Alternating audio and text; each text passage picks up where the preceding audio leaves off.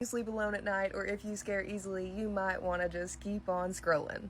My little baby cousin has been seeing ghosts. Y'all may have remembered me talking about my cousin who used to see and talk to ghosts whenever she was little. If you don't remember, basically she had 3 ghost friends that lived in her house. I'm gonna try to tell this story to the best of my memory, but I might forget a thing or two. I might get something wrong. If so, I'm sorry. They will correct me in the comments. She had 3 ghost friends that lived in her house. One would come out of the walls and its skin fell off. That's creepy enough. Okay, and the second one lived in her closet, and he was really mean, so she didn't talk to him much. And then the third one was just her best friend, and she, like, roamed out throughout the whole house. And my aunt would always catch her, like, trying to hand stuff to nothing. Like, she'd be walking past her room, and she would catch her, like, handing toys or crayons to, like, nothing. But as soon as Hannah would see my aunt, she would just drop whatever it was she had and act like she wasn't playing with her or imaginary friends or ghost friends or whatever they were. My aunt eventually caught on and realized that it was ghosts that she was talking to. She was asking her questions about them, like trying to figure out, you know, if she could figure out who they were or whatever, because she knows a lot of history about our land. We live in Appalachia. We live on haunted family land that's been passed down for about 200 years. History runs deep. There's even stories from back then, 200 years ago, or at least 100 years ago, of this land being haunted. So it's like always been haunted. Hannah goes on to tell her that her best friend that roams the house said that she was outside playing catch with her dad, and there's a creek on her property. And she said she broke the ice with the ball, and so she like went in to get the ball, and the ice froze back over her head, and like she couldn't get out, and her dad couldn't find her. And I think she was like 2 or 3 years old at this time. So like, how would a small child know these details, or that a creek would even freeze back, or the water would even freeze back over your head if it was broken? She couldn't have just made that up, is the point I'm trying to make. All of us have seen weird things on this property because we all live in the same holler. Mom asked me the other day, she said, have you heard about, I'm not going to say his name, she said, have you heard about Hannah's baby talking to ghosts, his little ghost friends? And I was like, what? No, because he was outside running around down there, and we could hear him, and Mom said, oh, he must be talking to his little ghost friends. I was like, what are you talking about? She said, you haven't heard? And I was like, no. Give me the tea, you know, I want to know all about it. He said that while Hannah was in the hospital a few weeks ago, I guess was telling his papa and Nene that he has this old lady that visits him every single night. He's like 4 years old. His papa asked him, you know, show me how you talk to her. How do you get her to come talk to you or whatever? And so he said, all right, Papa, I'll show you. I'll show you what you do. You got to go lay down in bed and turn out all the lights and make it dark, and you get under the covers and you go to sleep. He said, you got to lay real still and be real quiet and go to sleep. And he said, and then when you wake up, she'll be there. Is that not the creepiest shit you guys have ever heard? What do you mean she'll be there? It was really hard for me to go to sleep that night, and the night after, and the night after, like almost every night. That's all I can think about now. Like, what if I wake up and she's there? Because, I mean, she's my neighbor. She lives right there. Okay, and that's not it. There's more. There's more. He's been seeing other ghosts as well. It gets deeper, because I messaged his mom and I was like, hey, are you okay with me telling this story? And she said, yeah, absolutely. And I said, I'd love to hear from you what's been going on. That one day they're sitting there and her son starts pointing outside, and she says, hey, Mommy, do you see that man outside? And so Hannah's like, what man? You know, no, there's nobody out there. It's probably just James, which is my dad. She said, he's probably just James out there working. And he was like, no, Mommy, it's not. That's not James. You know, there's a man outside, and he's got red pants on. Fancy red pants. And so he said, come look, Mommy, come look. Come look at this man. And so Hannah goes over there and looks, and there's nobody nobody. There's nobody out there, but I said his name. I'm sorry. But he swore that there was somebody in fancy red pants walking up the driveway. And that's so weird, because there's like this old family photo of my, I think, great-great-grandfather, and he always wore these fancy red pants. I kid you not. I will try to get the photo and either make another video or drop it in the comments or whatever. I guess he's seeing our great-great-grandfather? That's just crazy to me. And that's not it. That's not it. She said that he was also seeing 2 little girls in the woods. That might be the creepiest one to me. I don't like that. So she said that she was going to have to remember exactly what he said about that one. So I'll ask her again and see if she will tell me more information about that if you guys want to hear it. Anyways, good luck sleeping tonight. I'm scared.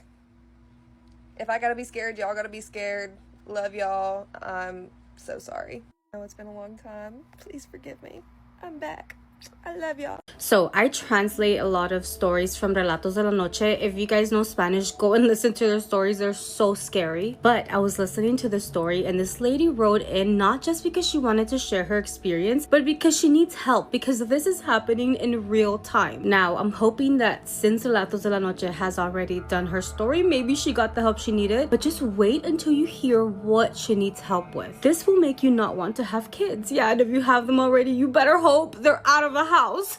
So this mom says that she loves listening to Relatos de la Noche, but she never expected that she would have to write into Relatos de la Noche. So her and her husband have 2 kids, one that's 18 and one that is 10 years old. She explains that they are middle class and from time to time they do go into some financial troubles, but for the most part they're a very happy family. Her older son, the one that's 18, just started university. He's an athlete and she says that he is very healthy and he has really good grades. The university he's attending is 2 hours away from where they live, but she says that he does come every time he misses them. She is very proud of her son, but she said that recently there's something wrong with him that has her extremely worried. And she's going to explain to us why. Just fucking wait till you hear this. So she has the habit of staying up really late for work. She normally does this in the living room and she stays up till like 3 or 4 in the morning. So about 3 weeks ago, that's exactly what she was doing. She was in the living room. It was around 3 in the morning. She was just finishing some paperwork for her job. On the couch that she's sitting in the living room, if she looks forward, she can clearly see the upstairs that leads up to the 2nd floor of her house. This is just a side note. She says that her house is not super old but not super new and that this staircase is made out of wood. So as she's sitting there finishing her work, she says that she heard a creaking on top of the stairs and she realizes that somebody must have woken up. After that, she starts hearing when somebody's coming down the stairs. As a mom, without even looking up, she said that she knew exactly who it was by the footsteps, and it was her eldest son who had been visiting from university. Without even thinking about it, she said that she asked, "Hey, are you thirsty or are you hungry?" but she didn't get a response. Now, she can still clearly hear him walking down the steps, but she says that he's coming down very slowly, but at this point she's confused as to why he didn't respond to her. She says that he came down the stairs to the halfway point and that is where she can now clearly see him completely. She says that what she saw almost made her faint in that moment. In the story, this is where she pauses and she's like, if you are someone that gets scared very easily, skip this part. Don't listen to this part because what I'm about to describe to you is the scariest thing I have ever seen in my life. When she looks up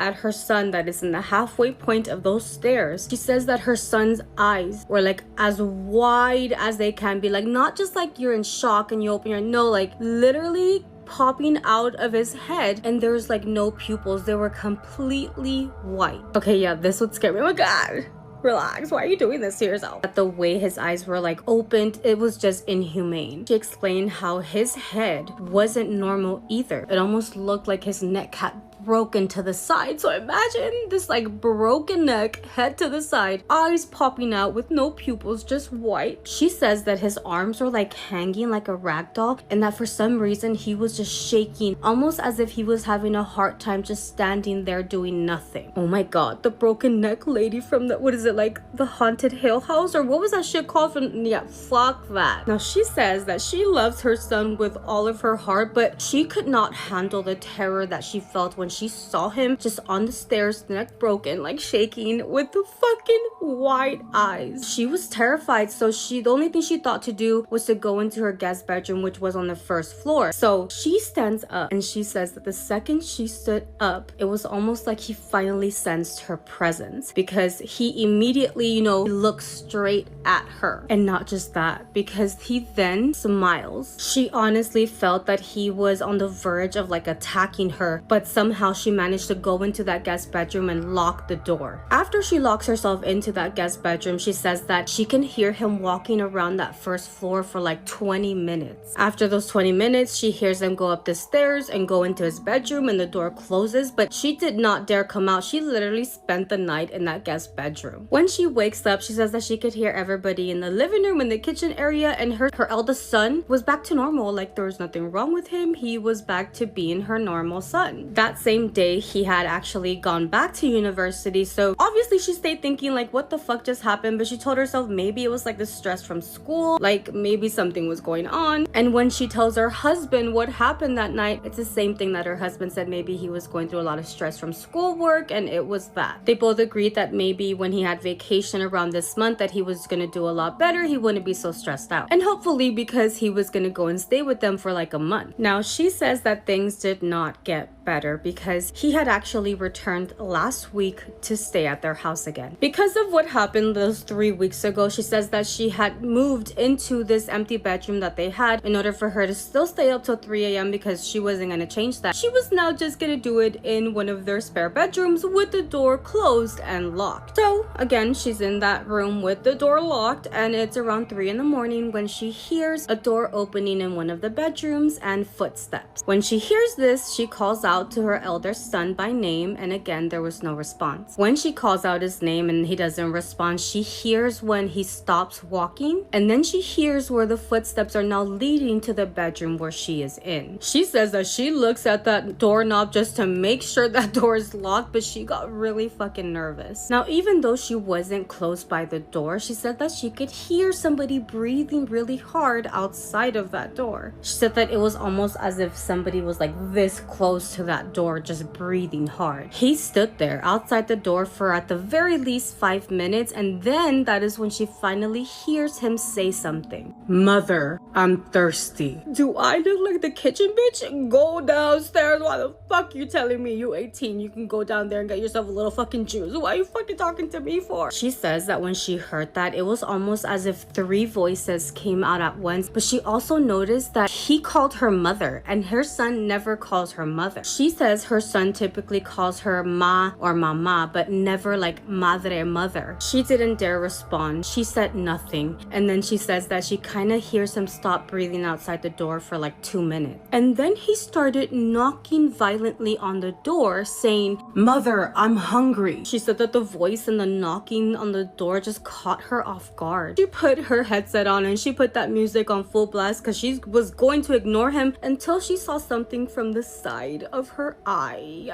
She noticed his fingers underneath the door, but she said that they weren't just like trying to like grab. No, it looked like he was trying to drag himself into that bedroom from the bottom of the door. You know, that little space at the bottom? She thought her heart was gonna come out of her fucking chest, and she was so scared that he was gonna break the door down. Also, side note, she says her son is like 6 feet tall. He's taller than his dad, so she was so scared that he was actually gonna like break into that room. After a while, she says that he just stopped and goes back to the bedroom, and she never heard him come back out. She doesn't know what to do. She doesn't know what to make of this. She said that she told her husband in the morning, and that her husband told her that she was exaggerating. It is 2026. Go get some fucking cameras and prove him wrong. She ends it there, saying that she promised to write into Relatos de la Noche to see what happens, because this is happening in real time right fucking now. There is no update. I checked already. This video came out this week, so like, is she okay? What do you guys think? What would you do if you moved into a home so cursed that it literally caught fire 28 times in one day? This was the reality for the Hackler family, and this is a real documented case. Like, there's even newspaper articles on it that you can go look up yourself. There was several tragedies in this home. This home seemed to be cursed from the very beginning. Bad thing after bad thing happened to family after family in this home, and one of those bad things led one of the family members to start contacting the other side and doing things like that. And you know that can just amp it up or bring something really bad in the house because you don't really know who you're contacting. So even though it already seemed to be cursed, this just must have made it worse. So then by the time the Hackler family bought this house and moved in, so one day after 10 years of living in this perfectly normal home, Mr. Hackler gets up and he's ready to go do his chores, and The family members smell smoke. He turns around and sees smoke coming out of the upstairs. So he runs back in the house. Seems that the wallpaper upstairs in a room has just caught on fire. Now, mind you, this home was built in the 1800s. There was no electricity in this house. It was a farmhouse. And it didn't even have an active stove, which wouldn't even be relevant anyway, because this is in the upstairs bedroom and it's fucking wallpaper. The wallpaper caught on fire.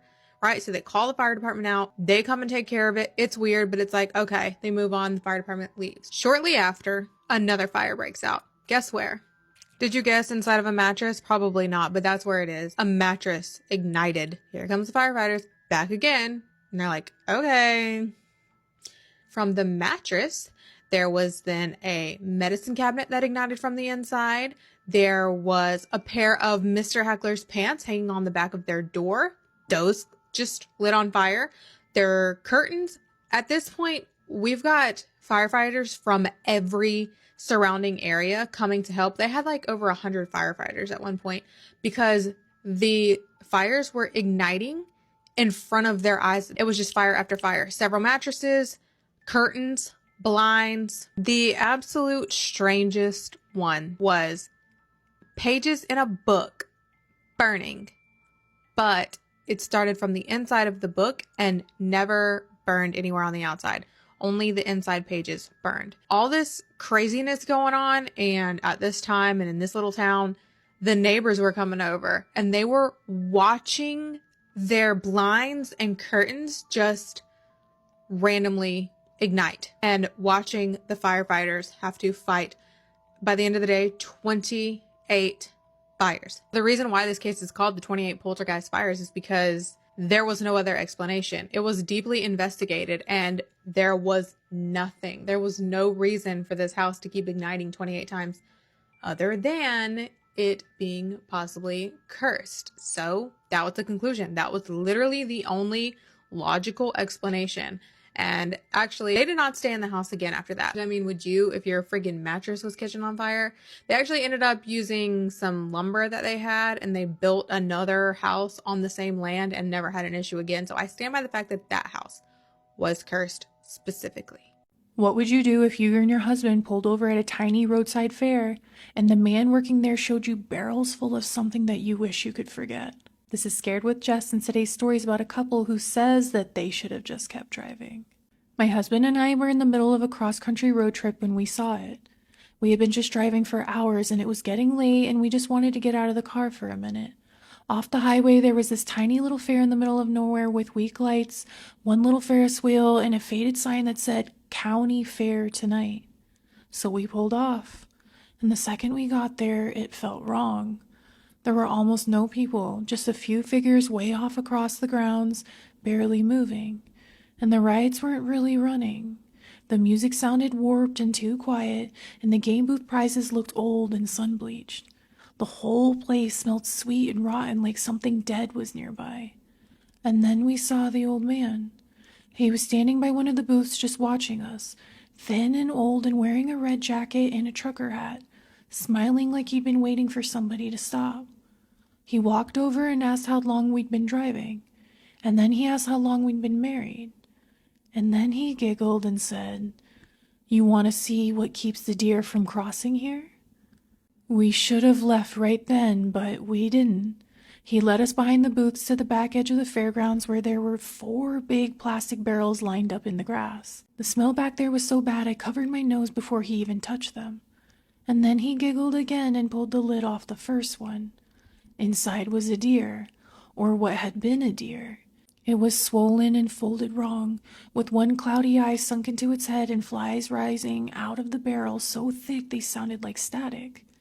Before we could even react, he pulled the lid off the next one, and that one was worse. More than one deer, antlers tangled together and bodies packed in so tightly and twisted up so badly, I still don't know how they fit in there. I backed up immediately, and my husband grabbed my arm. And the old man lifted one finger to his lips and shushed us. And then he said, really softly, "Don't wake them up again." That was when we ran. We didn't say anything. We just turned and sprinted back towards the car. The fair felt even quieter running back through it. I couldn't hear the music anymore, and I couldn't hear anybody talking. Just our feet hitting the gravel. We jumped in, my husband started the car, and he hit the gas so hard the tires spit rocks. And then I looked out the back window. The old man was standing right behind our car. 1 second he had been back by the barrels, and the next he was directly behind us, completely still and not smiling anymore, just staring. And in his hand he was holding a blood-soaked deer antler. And as we sped out of there, he yelled after us, "You ran before the best part." Anyway, good luck sleeping tonight. Okay guys, I'm about to tell you a story that makes my skin crawl just thinking about it. I've already told this story once on my page, but it's really far down and I'm going to tell it again because I've got a bunch of new followers. Okay, so me and my cousin Kai decided to go hiking on the main portion of the Appalachian Trail. This is before the first story that I told you guys about the last time that I ever went hiking on the camping on the Appalachian Trail. This was one of the times before that. Why I went back on the trail after that willingly, I don't know. This should have been my last time on the trail, to be honest with you. Our plan was to walk from the main portion to the New Hampshire portion and camp along the way. It was meant to be a really long trip. And at first the trip was fucking awesome, but by the fourth night is when shit started to hit the fan, let me tell you. So picture it, it's our fourth night, we've got our little ramen cups out, we're cooking our ramen noodles, getting ready for dinner. So me and her had separate one-person tents, right? So my little regimen before bed would be to eat dinner, which was always ramen or ramen with the mashed potato packet. If you know, you know. So I would eat and then I would get into my little tent, my little sleeping bag, get all cozy and read a chapter or two of my book. My cousin had her own little regimen too. Whatever she did over there, I don't know what she was doing. But she did her own little thing while I did my own little thing. So I got all cozy, I was nice and cozy reading my book, and all of a sudden I started to hear whistling. Now, what do I always say about Appalachia and whispering and whistling and speaking and all sorts of stuff? Yeah, if you hear it, no you don't. First, I thought maybe it was my cousin Kai kind of fucking around with me or trying to get my attention or something. So stupidly, I'm like, "Hey Kai, are you okay? What's up? Do you need my attention? What's going on? You need some help?" Basically acknowledging something that you're not supposed to acknowledge when you're out there. I knew that I fucked up in that moment. I was like, "Yo, why did you do that?" I'm basically just answering something in the unknown. A few minutes later, I started to hear heavy bipedal footsteps. And so I called out to Kai again, thinking that it was her. So I sat there frozen with my book light on, just in my tent, what the fuck? So then I realized that I had my book light on, and then I panicked and I turned it off really quick. Then when I did that, the footsteps just stopped. Whatever was out there was just standing there thinking or taking it all in. And about 6 seconds went by, and I started to hear the footsteps come closer and closer and closer to where my tent was. As the footsteps got closer, I started to see a big shadow form over the top of my tent. In my panic, I flick back on my reading light, thinking that the light is going to scare this thing away. But I'm sitting there watching in horror as this thing keeps getting closer and closer to my tent, and then eventually presses its hand against my tent. Dude, the shadow of this thing too was this really tall, skinny, lanky thing. It was so long. All of its limbs were so abnormally long, and its knees were bent up backwards. But as the thing's hand is pushing up against my tent, I start to see a long scorpion-like nail or something sharp as fuck go through my tent walls. Almost seemed like it was a curious little poke, it was testing out the fabric or what the fuck is this, you know? I say it like that because it pulled back really quickly, it was startled that happened almost. And then I heard a super fast rustling and skittering sound, it ran so fast away from our tents and ran back into the forest. Somehow I ended up falling asleep that night because I remember waking up the next morning. I flew out of my tent as fast as I could and ran over to Kai's tent. And I immediately asked her if she heard anything weird last night, and her face went paper white, dude. She said that she had been woken up by whistling too that night, and then she heard me calling for her, but she was too scared to give an answer, which rightfully so, you're not supposed to do that. She did the right thing. Had I done the right thing, maybe I wouldn't have had a fucking hole ripped through my tent. She said that she was sitting there in her tent, frozen solid, just staring out the little flap window, just staring over at the thing. She said that she saw it coming near my tent, but she couldn't do anything about it. She said that she saw this figure looming over my tent, and it had antlers and hooves, and like I said, its legs were its knees were bent backwards. He said its legs were kind of like horse-like. They were really muscular, and it was standing upright on its hind legs. I guess maybe like when I saw the shadow, it made it seem skinnier because, you know, shadows do that. So what I was thinking that it was like a SW or something, but I thought was more like skinwalker. She more described something like Wendigo. She said that this thing's arms were not skinny and lanky at all, but they were actually like big wolf-like arms with long claws. After she said that, I grabbed her wrist and dragged her over to my tent to show her the rip that thing had made in my tent that night. That was it for us. We were done. There was absolutely no way that we were staying out there any longer. Our long trip that we were going to take turned into a measly 4-day trip. But we still had a 4-day hike back the way that we came. So it wasn't just like we could get out of there quickly if we wanted to. We shared a 1-person tent the rest of the trip. We were not having it. Every sound and shadow had us jumping out of our skin. Everything after that point was horrifying. Turned from this nice, beautiful trip to this horrifying experience. Thankfully, on our 4-day trip back, nothing else happened and things were normal as they can be for the AT. Yeah, that should have been the absolute last time that I went. But like I said in my other story time, my husband is Brazilian and he had never been out in these wilderness before here in America. So what better place to take him on his first trip than the AT, right? And we live nearby, so it just made sense, okay? But I haven't been since the other story, so hey. Snacks in hand, the vibe is set, and once I start, don't eat too much because you gotta stay fine. But come on, bestie is. Yeah. Hi, bestie boo. I missed you. What you doing? You wanna go get your snack? Yeah, you wanna get your. Okay. I have a new YouTube video compilation so you can watch my stories in long form while you clean or whatever. So, for the sake of this story, let's call this girl Jay. So, Jay had this ex, right?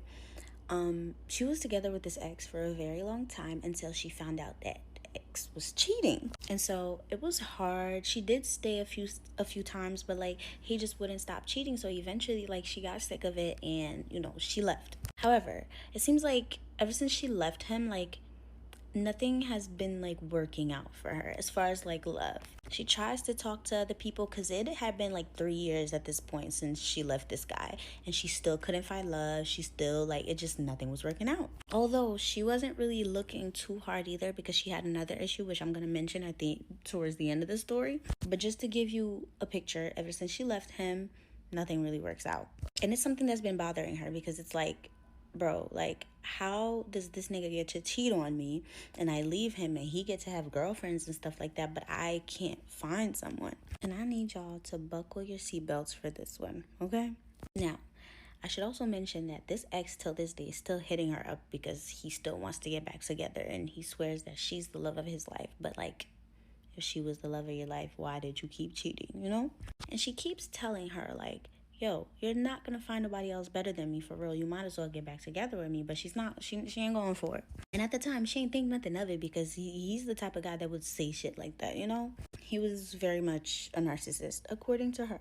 Now, Jay is a follower of mine. And guess what? Of course, she got the ebook for this exact reason, actually, for this love thing that she seemed to just like can't find. And a couple of times it had crossed her mind that maybe it's because of him, but like he was never the type to be spiritual. Like he never showed that he was into this kind of stuff. If anything, it was her like always sending him my videos and like interested in things like that, you know? So boom, she gets my ebook.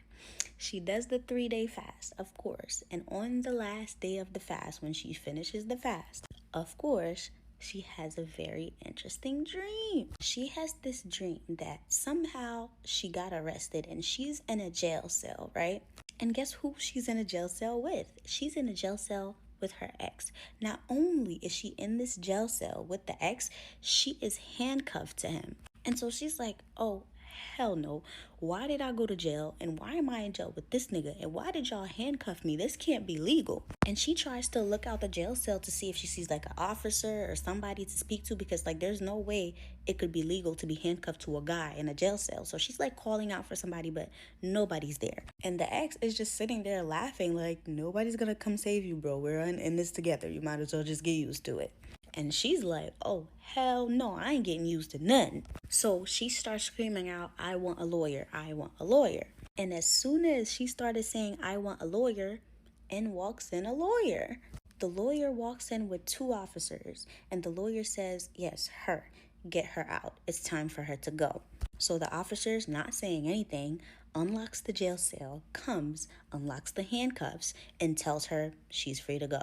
And she feels overjoyed, like she is super happy. And so she looks at the lawyer. The lawyer says, follow me, I'll lead you to outside. So after they leave, like the little room for the jail cell, it leads to outside. It doesn't even lead to like a different room and then you get to the exit door. No, it leads straight to outside. So she gets outside and she's like thanking the lawyer. She's like, oh my God, thank you so much. This was like the worst fear of mine, being handcuffed to this nigga. Like, and the lawyer basically looks at her and says, don't worry about it.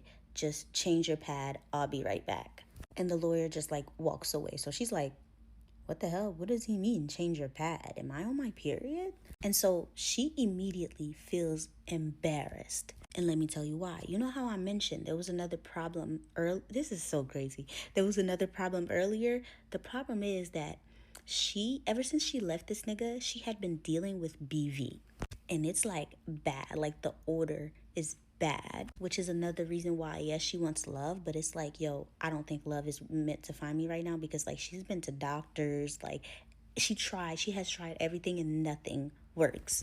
And so of course at this moment, her knowing this, she's like, oh my God, is my BV so bad that this lawyer just smelled me and told me to change my pad? So she looks down, right, and she immediately smelled herself. She's like, oh my God. And as she's like saying that, she feels something. She feels something in there. And something told her to immediately, whatever she feels, get it out. So she like put her hands in there. And there's no like pads or anything, but she feels a string of a tampon. And she's shocked because she don't wear tampons. She hates tampons. She would never put in a tampon. So her immediate reaction is like, get this shit out of me. So right on the outside, she puts her hands in there and she pulls the string and she sees the tampon, except it don't look like no tampon. It looks nasty. I ain't gonna describe what she said it looked like. And as in the dream, mind you, this is still the dream, as soon as she pulls out the tampon, she wakes up. Except when she woke up, she still has the feeling. You know how when you take out a tampon and you have that feeling that it's been out? She still has that feeling. And something immediately told her to go take a shower. So she immediately gets in the shower. And it's when she's in the shower, because she's still like low-key half asleep. And it's when she's in the shower, she remembered, oh shoot, yeah, I fasted today. Is this like the dream thing that's supposed to happen to me? And so as soon as she remembered, while she was in the shower, she decided that she was going to pray while she was in there, right? And she did something very, very smart. As she's in the shower, she prays to God and she tells God to use this water that's, dropping on her in the shower to refresh her and renew her. Cool. So that happened, right? Y'all, why did she say ever since then she never had BV again? What a lot of people don't know is that a lot of those things sometimes can be very spiritual. She tried to wait it out. It had been 2 weeks and she still did not have no type of odor, no type of infection, none of that. And so now that she don't have it, she actually worked up the courage to speak to her grandma about it. And so when she spoke to her grandma immediately told her, yo, I wish you would have told me this earlier. That man did that to you.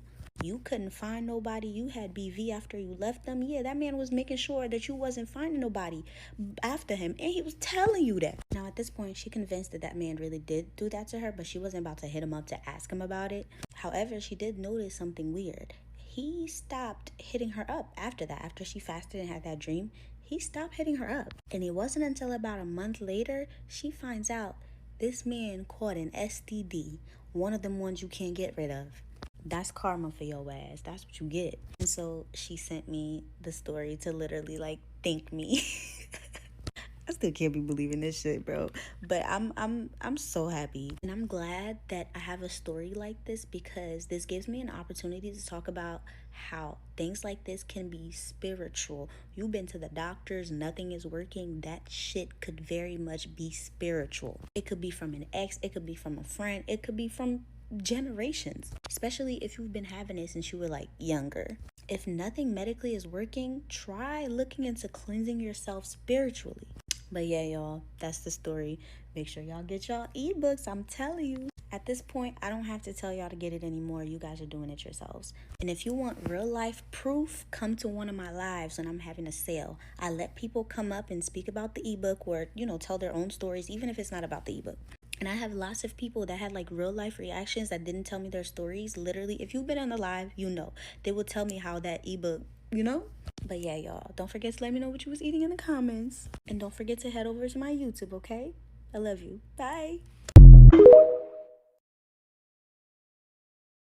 The person that sent me the story called it Duplex Mimic. Ooh, we love a mimic story. By the way, if you have a story that you'd like to share with our glitch community about glitches in the Matrix, dreams, aliens, the cryptids, or the paranormal, you can send it to this email address. And remember, we believe you. Hey, Auntie. Hi. Longtime fan decided to write about a strange experience my son and I had in a duplex we used to live in. I've had several paranormal experiences and started recording TikTok videos about them, but I have not gotten to the weirdest duplexes yet. Back in 2010, my family moved into a duplex. I did have some strange experiences, but it was mild. If you would like to hear about that fun experience, just let me know. Anyway, we lived there for a few years, and about 2013, we had to move in a hurry. It was being foreclosed, and I knew another duplex was available a couple of houses down, so I requested to move there. It was done, and I figured we were moving out of a weird house and into a normal house, but I couldn't be more wrong. My youngest was about 7 when this started happening. He knew when we called him to drop what he was doing and come.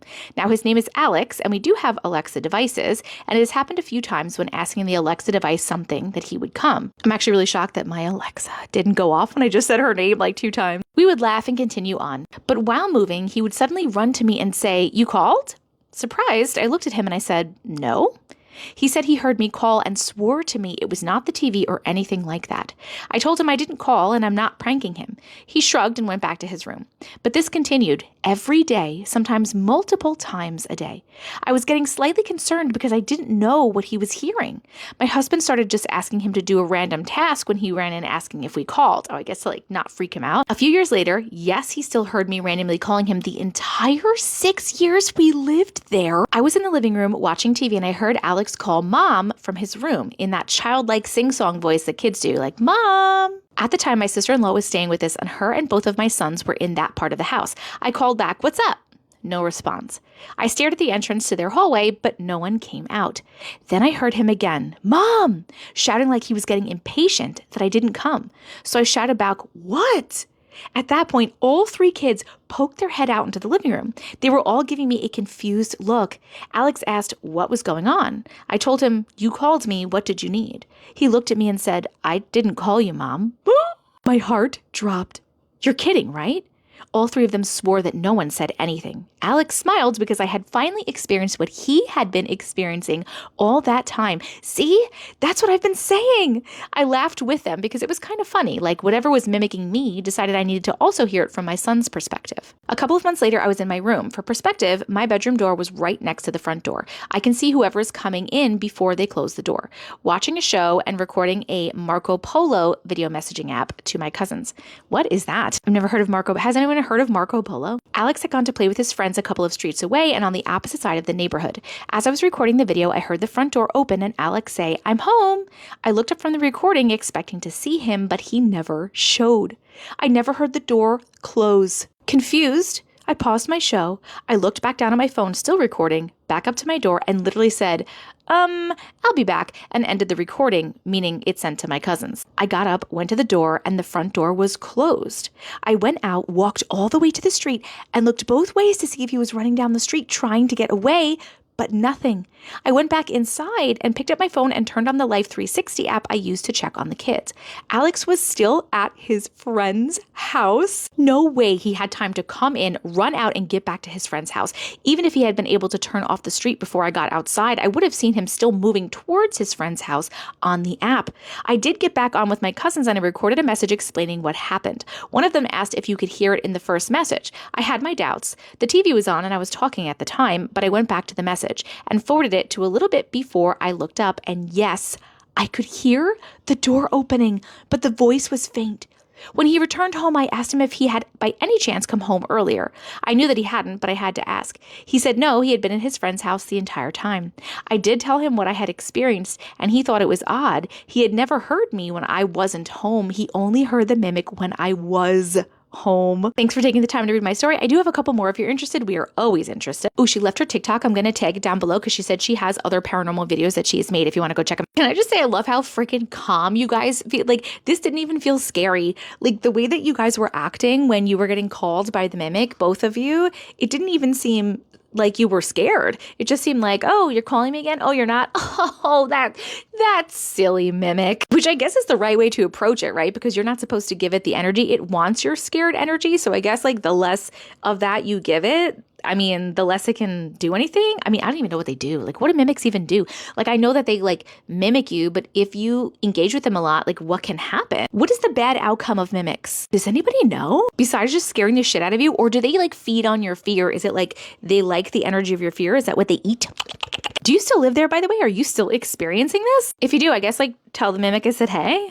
Okay, so 2 different people saw multiple creatures. This story that I came across is freaking wild. I would have passed out. So the person telling this story had wanted to remain anonymous, so we're going to call him Brandon for the story. This happened to Brandon when he was about 15 years old. He was living in a small town on the outskirts of southeastern Montana. So Brandon said that he used to go on long walks by himself at night quite often, which off to a great start, Brandon. Brandon said that there was one stretch on his normal route that always felt wrong. He said out there were a couple of bare lots and it was overgrown with brush. And for some reason, every time Brandon would walk by this specific area by himself, he was overcome with a sense of fear. And he said it wasn't even just him. Everybody in the surrounding area would say how they did not like walking by this particular group of lots. Okay, so across the road was about 20 feet of open land and then a canal that sat completely empty at that time of year. He also said that there were no streetlights out there, so that when they would go on these solo night walks, he would always carry a flashlight with him. Or just don't go. So one summer night, when Brandon was walking alone at night, he started to approach those empty lots. And then, you know, of course, the flashlight starts to flicker and then cuts out. Pitch black. So Brandon is looking around now and he looks up and notices that nearby is a truck park. He can see by the dim light inside the truck that there is a man sitting in there staring in Brandon's direction. But then he realized something. This man was not staring at Brandon. This shocked look on this man's face was looking past Brandon. So Brandon's eyes are beginning to adjust in the darkness by the moonlight, and he slowly turns around to see what this guy was looking at behind him. He saw 3 huge, upright, wolf-like creatures walking out from behind the trees. So all 3 of them were sort of hunched over, and then each one of them extended their clawed hand forward in perfect unison. Now, mind you, not a paw, a hand, like a human hand, but with long claws. Brandon said it was almost as though they were feeling their way through the dark until they started moving really strangely. So all 3 of them, literally moving in the exact same way, did this weird hopping, dragging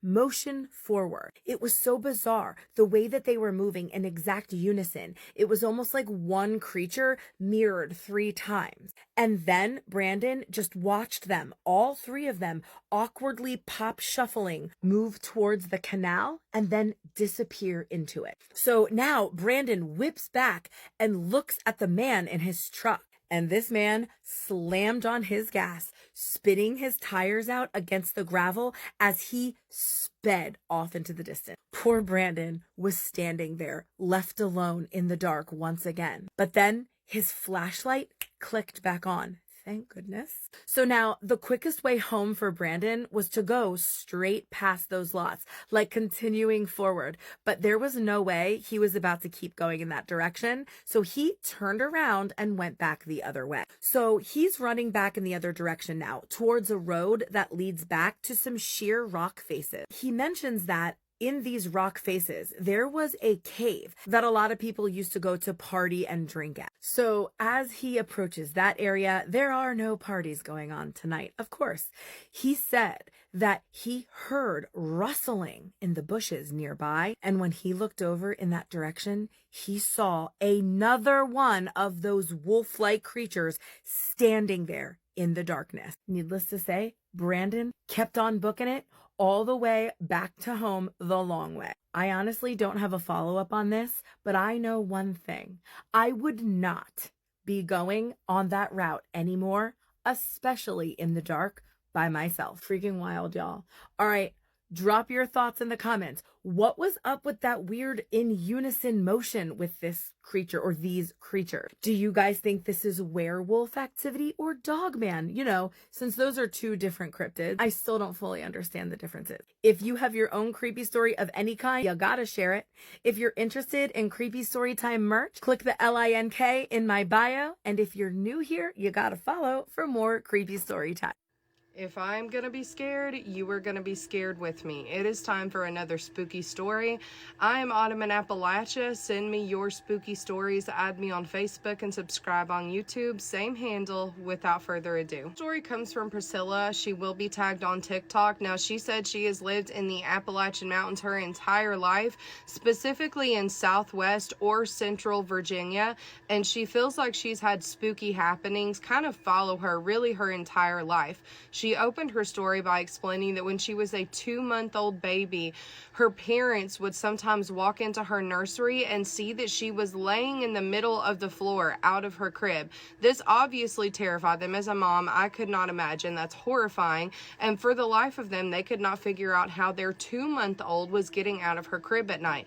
Now, she did say there were other spooky happenings in this house, like refrigerator doors, cabinets, and the like opening and closing by themselves. But one night, her dad goes to check on her in the nursery again, and he finally figures out what is happening and how she is getting out of her crib. As he opens the bedroom door, he sees his daughter, Priscilla, levitating in midair, and then she suddenly drops to the floor. This horrified them so much that they began packing their stuff to move out that night. So they obviously move out of that location, and over the course of the next few years with Priscilla growing up, she said she had different paranormal experiences, like seeing demon faces appear in her bedroom window, even experiences with hellhounds, which she did not expand upon. Maybe she'll send another story later and we can get the tea on that. But she said that what prompted her in particular to send me her story was what happened to her and her family when they moved to a house in Central Virginia. Priscilla said the second that they moved to this town, something felt off about it. She said it had like a dark energy. Now, the house that they lived in, it sounded like it was pretty remote. She said that the road that they were on was off of like a main road that led to town, but that the house was surrounded by cornfields and woods. When she moved here, she actually began sleepwalking, which she had never done prior. She said she would wake up and have mud on her feet. There'd be mud in her bed sheets. And I mean, obviously she's going outside, but she has no memory of it. Knowing that detail about her sleepwalking for me makes what happens next that much creepier, because Priscilla truly is lucky that she was not sleepwalking outside this night. So one night her dad gets home from work. It is after dark, and as he pulls into the driveway, for just a split second, his headlights flash across something standing in the yard, and it is in between the clothesline and the cornfield. Now, because it was just for a second, he couldn't see what it was, but he knew it was off. Something wasn't right. So he gets out of the truck, he walks into the house, flips the porch light on, and when he comes back outside, the porch light illuminated the yard just enough for him to see what was standing in their yard. He said that it was 7 to 8 foot tall. It is standing on its hind legs, and it had a wolf face. He starts flipping his lid. He screams for Priscilla's 2 brothers. They run outside, and as he is like screaming for the brothers, this wolf thing takes off running on its hind legs, on 2 legs, through the cornfield. So they're braver than me. The dad and the two brothers take off after this thing, chasing it, trying to see, like, what is this? What the hell was just in our yard? And they never caught it. They never caught up to it. Now, Priscilla's dad did not want to scare Priscilla or her mom, so it took him several years to finally admit what they were chasing through the cornfields in the woods that night. And when he finally told her what he saw, it sent chills down her spine. And that, guys, is the story. It is a creepy one. We've kind of been on a werewolf kick since a few videos back. For my TikTokers, I will put a comment here to our last werewolf story. You can click that and go back and watch it. It's about a girl who lives in Charleston, South Carolina, who sent me her story about having a werewolf encounter, and that one is equally as freaky. You know, something else of note, I don't get that many wolf or werewolf submissions, but when I do, it's in the Appalachians, and I don't think that's a coincidence. One other thing super quick before we go. So I have a family that is just near and dear to my heart. I have a friend, his name is Jacob, and he recently was headed to work. A car swerved into the wrong lane and hit him head on. If I am not mistaken from what he said in his post, that car was going 130 miles per hour when they hit him. He almost did not survive. He, for a while, was in a medically induced coma. He had to have some, like, very serious life-saving surgeries. He had a lot of, like, internal organ damage, broken bones, things like that. Was in the ICU for a while. He is now at home trying to recover, but he still has a long road to recovery ahead of him. He is married. He has a small child. I'm pretty sure his daughter is around the same age that my son is, and they have just been heavy on my heart. They're good people. Obviously, with this, happening, this has been really hard on them in general, much less financially. He still has bills to pay just like everybody else does. And what makes matters worse is that insurance ended up saying that he still has to make car payments, even though the wreck was not his fault. He still has to make payments on this car that was completely totaled.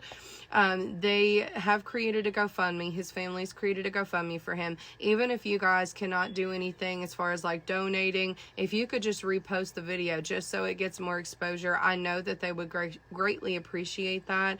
And yeah, thank you guys. I love you all, and I'll catch you in the next spooky story.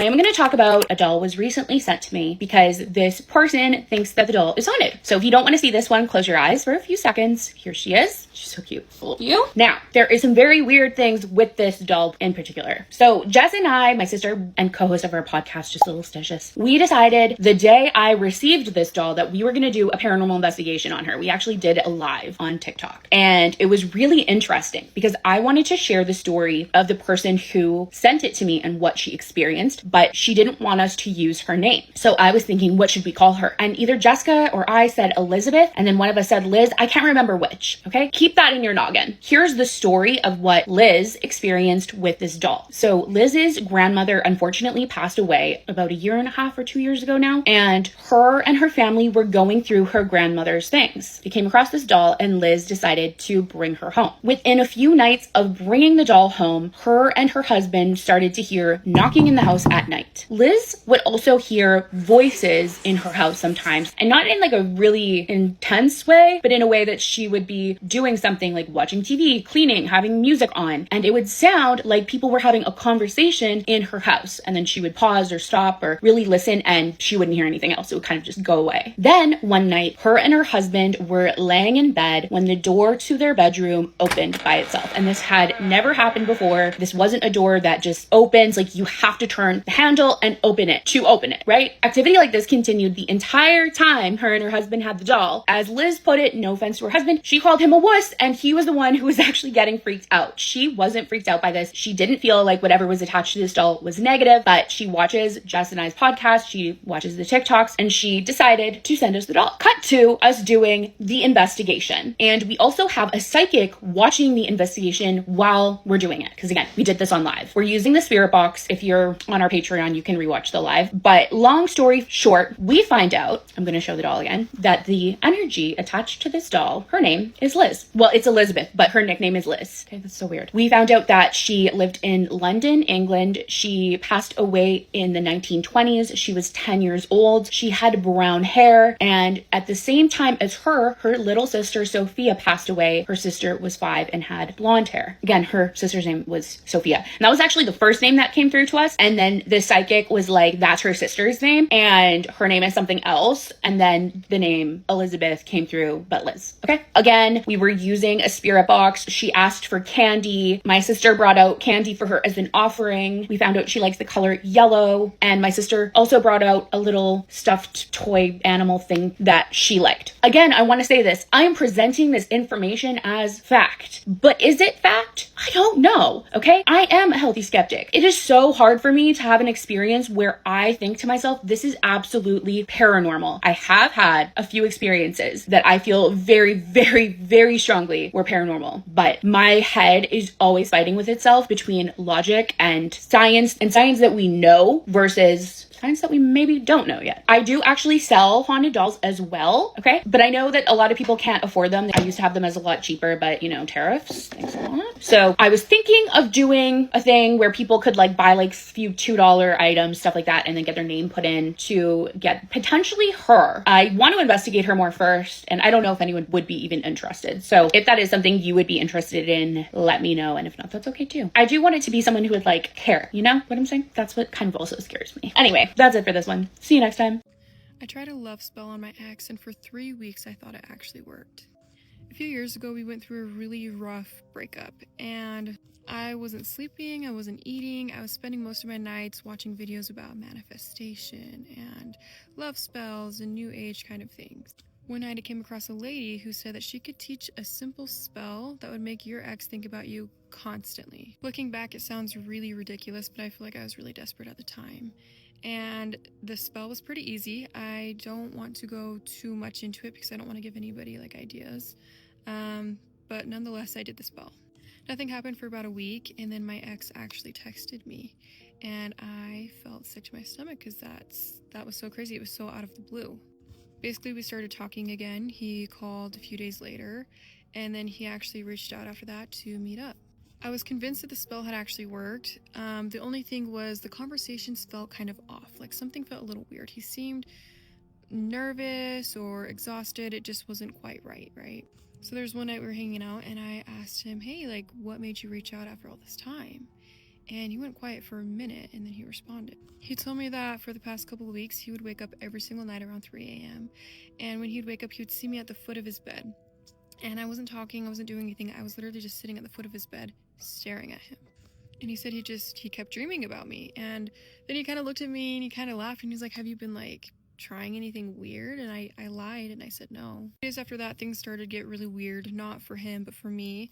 I started to hear weird knocking in my house, and it wasn't like at a door or anything. It was inside my bedroom wall. And it got to the point where it started to really feel eerie. I actually called my mom and I told her everything. And she got really serious over the phone. She said, okay, I don't know what you're getting into, but everything that you did connected to that spell, you need to throw it away right now. So I did. I collected like the candle and the notes and all the things that I used, and I went and threw them away in the trash. The knocking stopped after that, and about a week later, my ex stopped contacting me, and that was that. A few years passed, so we're going to go fast forward in time. I was at the grocery store, and I ran into my ex again. And we started to talk a little bit, and he asked me a question. He said, can I ask you something weird? And I said, yeah, you can, yeah. And so he asked me, and he said, did you ever figure out, like, why I kept dreaming about you? And I said, no, why do you ask? And he told me that since he was having that dreams about me that he told me about earlier, he said, I realized I was looking at you, but it wasn't actually you. Like, every night the dream, the woman got closer and closer, and at one night she got close enough, I could tell that she wasn't you at all. Apoptosis is programmed cell death. It's a regulated mechanism in multicellular life that allows for new cells to grow once the old ones, wear themselves out or outlive their usefulness. It's also the main reason why life is temporary. Continued apoptosis leads to DNA mutation, cell shrinking, DNA fragmentation. So in short, apoptosis is why life ages. However, stopping apoptosis is a double-edged sword. Cancer is when a cell does not undergo apoptosis. It ignores its programmed death and it keeps functioning, keeps dividing, leading to more and more cells that can never die. Ironically, this cell immortality leads to death of the organism. It took scientists decades of genetic research, but they figured out the secret to eternal life. They managed to create cells that stop undergoing apoptosis, so in short, a person does not age after they are resequenced. Also managed to stop those same cells from undergoing mitosis, which is the process of cell division, which means that there would be no tumors or cancer cells. Humanity had created the cure for death. Their cells would never decay on their own. The perfect balance of cellular stability had been found. It's human nature to be selfish. There's no cure for that. So the wealthy elite class in America bought exclusive rights to the DNA sequencing, and in return, the insurance companies jacked the price to a reasonable amount of money, and in return, the rich elite had to make people rely more on what they had to offer.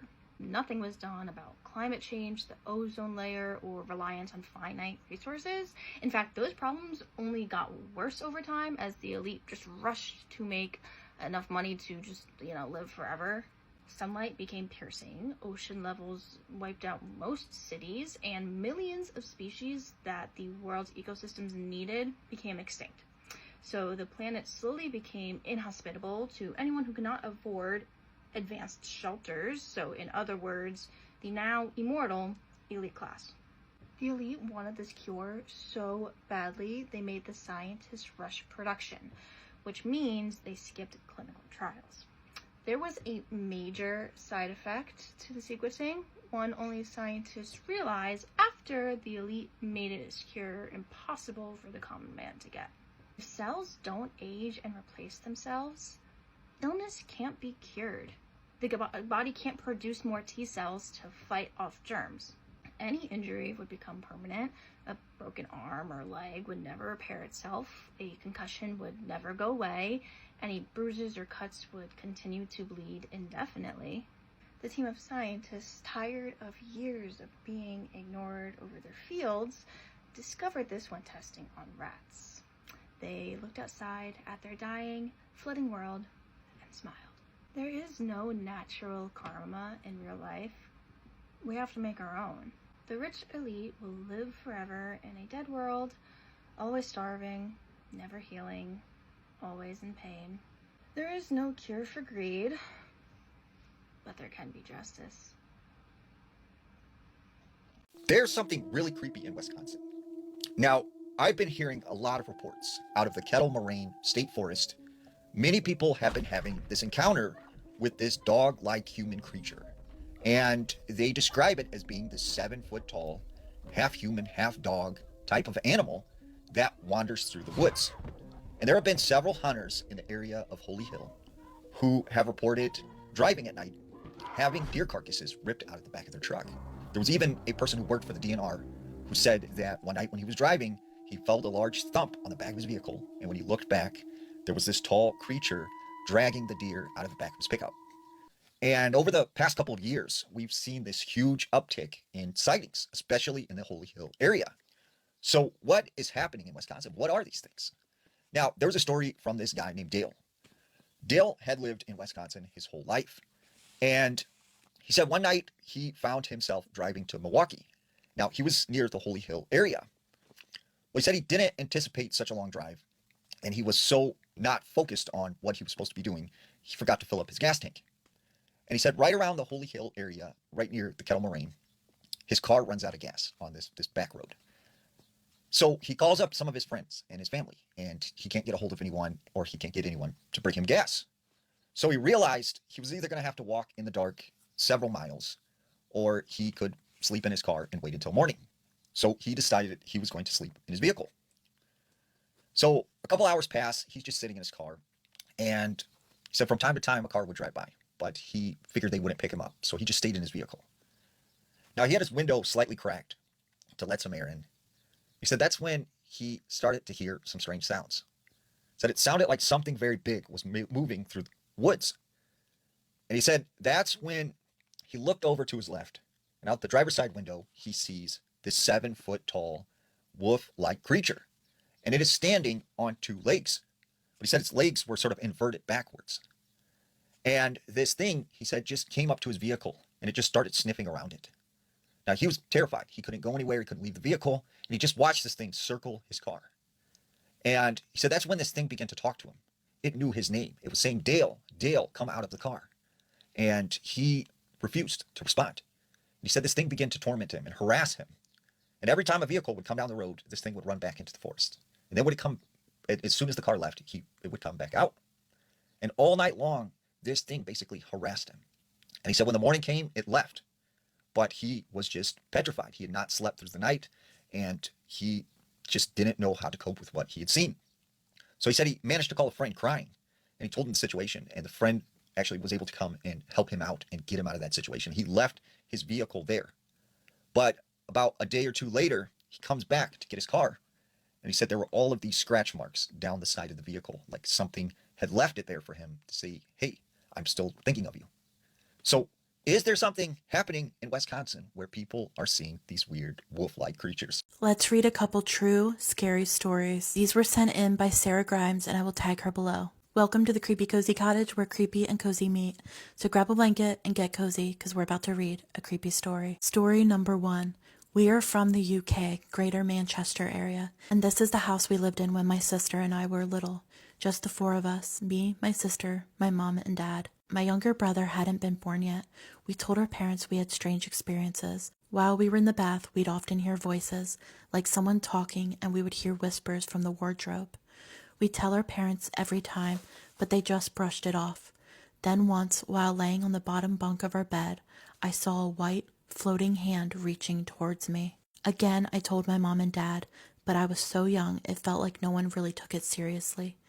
Years later, as we became teenagers/adults, we found out something surprising. Our parents did believe us all along because they'd been having their own ghostly encounters the whole time, things they never told us about when we were kids, in case it scared us. Back then, Dad worked night shifts, so Mom was alone in the house most evenings.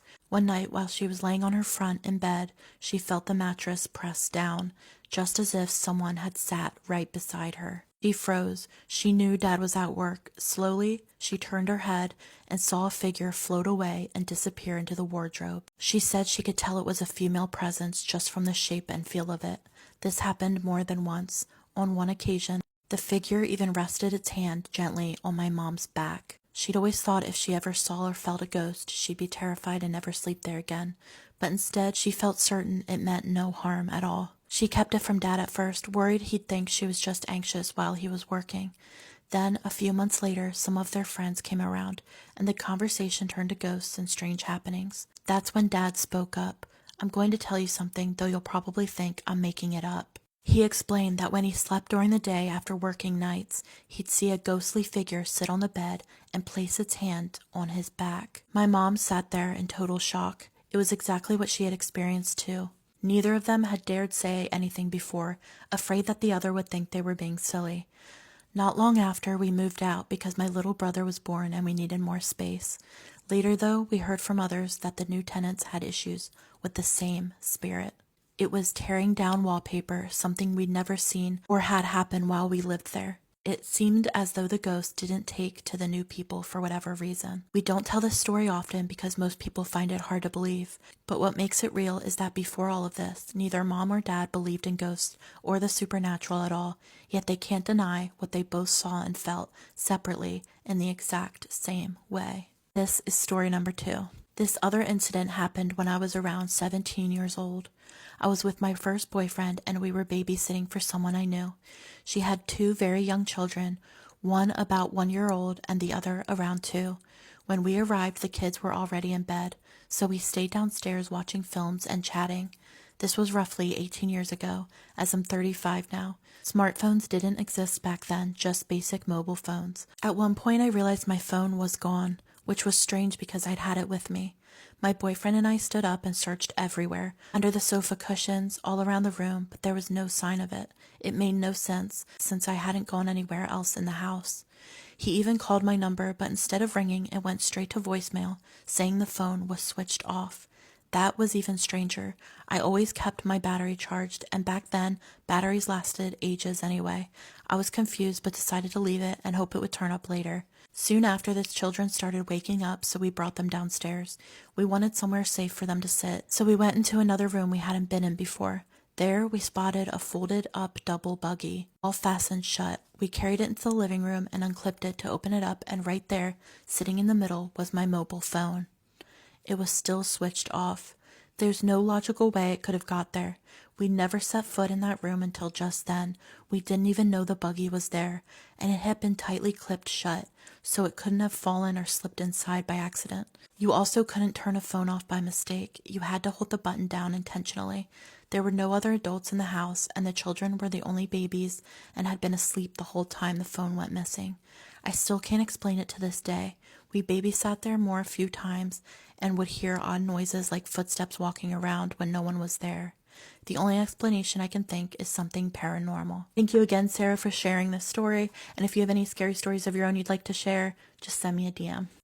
What would you do if you'd stopped to speak to someone that you later found out was dead? Tonight's ghost story comes from David, so a massive thank you to David for sending it to us, and it's called The Fisherman on the Lane. And David says, many years ago, around 1987, I was holidaying in Cornwall with my family and had taken a friend with me. He says one evening, after meeting a couple of girls, we walked them back to their accommodation. The route took us across open grassland before reaching a small hamlet where they were staying. After saying my goodbyes, I stood at the end of the garden on the narrow country lane, waiting for my friend to join me. As I stood there, I was startled to be approached by an older man. He had a beard, a rugged, weathered appearance, and was dressed in a thick polo neck jumper. He was smoking a pipe and looked every bit the traditional Cornish fisherman. We exchanged a polite good evening, but something didn't feel quite right. David says, I can't explain why, but there was just something about him that immediately unsettled me. I decided to head back up the garden towards the house. When I got inside, my friend and the two girls were standing in the hallway chatting with the landlady. I mentioned the strange encounter I just had outside, and the landlady listened and then casually said, oh, that's old Harry. I'm going to call him Harry because David can't remember his name. I feel like it was Harry, okay? We got to let David off. It was years ago. The landlady then explained that Harry had been a local crab fisherman who had been lost at sea years before. David said, quite frankly, it scared the life out of me. He says the thought that I just stood on a dark lane chatting to someone who supposedly wasn't alive anymore was enough for me. I think that would be enough for all of us, David. We totally get you. And David says, needless to say, my friend and I made the walk back to our own accommodation at a very brisk pace, and not once did we look behind us. The girls had to walk themselves home after that. Now listen, I'm all up for chivalry. I think that there should be gentlemen in this world, and I'm so happy that the boys walked the girls back to their accommodation. However, if you're going to start intercepting ghosts, that's where we've got to draw the line. It's each to their own. Sorry, loves, you're on your own. If you have a really cool ghost story like David's, please email me, thedarklingchronicles25@gmail.com, or you can go to my profile link. There is a section on there where you can send me your ghost story, or go to Instagram or TikTok. Wherever you want to send it, I will read it. Cannot wait to speak to you, and I'll catch you next time for some more ghost tea. We are back with another Trini Paranormal, Trini Scary Story, Trini Folklore for you today, and we are in beautiful Tobago. And what is Tobago known for? Beautiful oceans. However, Tobago is also known for its unique folklore. Right here in the waters of Speyside and Charlottesville, they are said to have creatures called the merman. Not a mermaid, a merman. Yes, Tobago is very, very popular for its merman folklore. And what is a merman, you may ask? A merman is basically, as I said, a male version of a mermaid. And they are said to be very majestic kings and warriors of the sea. They are said to be found in the turbulent waters between the Atlantic Ocean and the Caribbean Sea. And what they look like is very handsome kings and warriors adorned in jewels and diamonds and all the rich and very expensive looking garbs. They are said to be very handsome with long flowing hair into the ocean. The very unique thing as well about mermen is that they can grant you wishes. Now, they don't happen to show up for every and anybody to see. They have to pick somebody who they think is, or they deem as worthy of being in their presence, and they will grant you a wish. Now, the scary thing about being granted the wish is that you can get any wish that you want. If you want to be musically inclined, if you want to be rich, if you want to be famous, if you want to be a politician, they will grant you a wish in exchange for drowning a loved one. So you have to choose your battle there very wisely.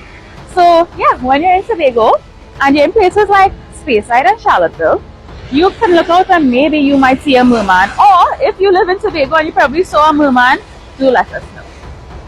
What are you waiting on? I know you see the ads. I know you see the videos. Register today for the Papa Boa Boat Virtual 5K where folklore meets footsteps. All you have to do is go on the link on our bio and click it and you can register. And if not, you can WhatsApp us at 283-0003 and we can give you more information on how to register.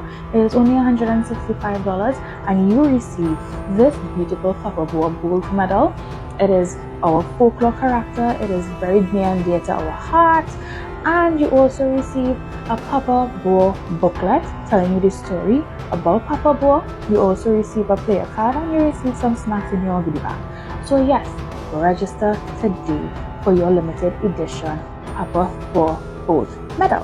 Sure, Marco Polo's fun until you yell out Marco and a ghost answers back. Lip gloss on so I can run this mouth. Now focus. Scary story time, Fright Night Files. When it comes to ghost stories, the Queen Mary is not lacking, and there's a lot of different specific ones. But today we're going to talk about the little girl known as Jackie that haunts the pool. So if this abandoned, drained pool isn't scary enough on its own, there's a little girl that haunts this pool. She's been seen by a lot of people. I'm going to show you some photos, but she's also been heard by a lot of them as well. Here's one of the photos that you can find that supposedly has Jackie in the photo. There's another one. She's right here.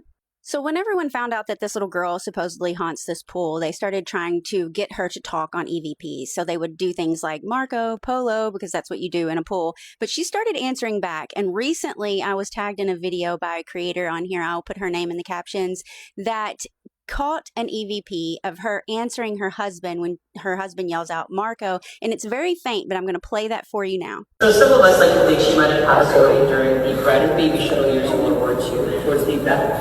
When the husband says Marco, it's very faint, and I actually think when you hear the little girl say Polo, that it's louder than when he says Marco. So you have to really listen, but it's there. Let's listen one more time. So some of us like to think she might have passed away during the bread and baby shuttle years of World War II towards the death. What do we think? Was it her? Was it Jackie answering Polo when he called out Marco? Do you like scary, spooky content? If so, follow for more. A follower sent me this story, and it starts with a little girl waking up to a man breathing directly inside of her ear. And after her and her friend played with this Ouija board, things didn't get any better. Now, the girl who sent me this story, she asked me to change her and her friend's name, so we're going to call her Brianna and her best friend Haley. Now, they grew up together just outside of a small town in Ohio, and they had been absolutely inseparable since kindergarten, right? But according to Brianna, there was always something off about Haley's home, and she said strange things had happened there for as long as she could remember, right? Ever since she started going there for play dates, weird things always happen. When Haley was about 9 years old, she woke up in the middle of the night because she felt someone leaning over her bed, and she couldn't move at first, I guess maybe like a sleep paralysis, and then she began to hear something and hear it, and it was slow, steady breathing right next to her ear. Now, she thought maybe it was her dad checking on her, but when she turned over, there was nobody there. Actually, the room was completely empty and the door was shut. Now, as they got older, they became fascinated with the paranormal and occult. They downloaded ghost apps, they watched investigations online, and eventually they would buy a Ouija board together. And at first, they expected absolutely nothing to happen, but something did, and almost immediately. Whatever answered them always claimed to be an older man. It answered questions absolutely spot on, remembered previous conversations, and seemed willing to talk to them for hours. Now, the problem was they could never figure out if it was actually friendly or not. Brianna said things slowly began to escalate over time. Then, one night, they were using the Ouija board with Haley's parents sitting nearby when everyone suddenly heard a man sigh in the room.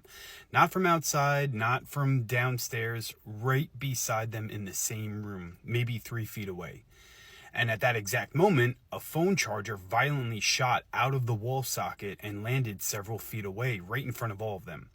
Another night, the girls were sitting on Haley's bed scrolling through their phones when a sharp whistle came from the dark corner of the room. Neither of them moved, neither of them spoke, because they both knew exactly what they had heard. There was no denying it. Then there was the park incident. It was close to midnight. The neighborhood was absolutely quiet. It was empty and completely still. And as they walked past a pavilion, they heard a very high-pitched voice from around the corner say only one word. Hi. Now, they rushed over expecting another kid to be playing on the playground, or another kid to be there, same age as them, but there was nobody. And looking back, Brianna thinks that they made a terrible mistake, because they didn't just use the Ouija board at home or one time. They started taking it to cemeteries. They used it to communicate with spirits, and they got on these communication apps, and they experimented with the dowsing rods. And then one night, they decided to make their own Ouija board out of paper. And she said that night felt different than the rest, like something had crossed a line. And the moment that they started asking certain questions, the atmosphere inside the house immediately changed. The air felt heavy and very oppressive, she said, and sad and dark and just overwhelming. And that kind of feeling that makes you want to leave immediately, but you can't, and you can't explain why. Then came the scratching noises that were coming from inside of the walls.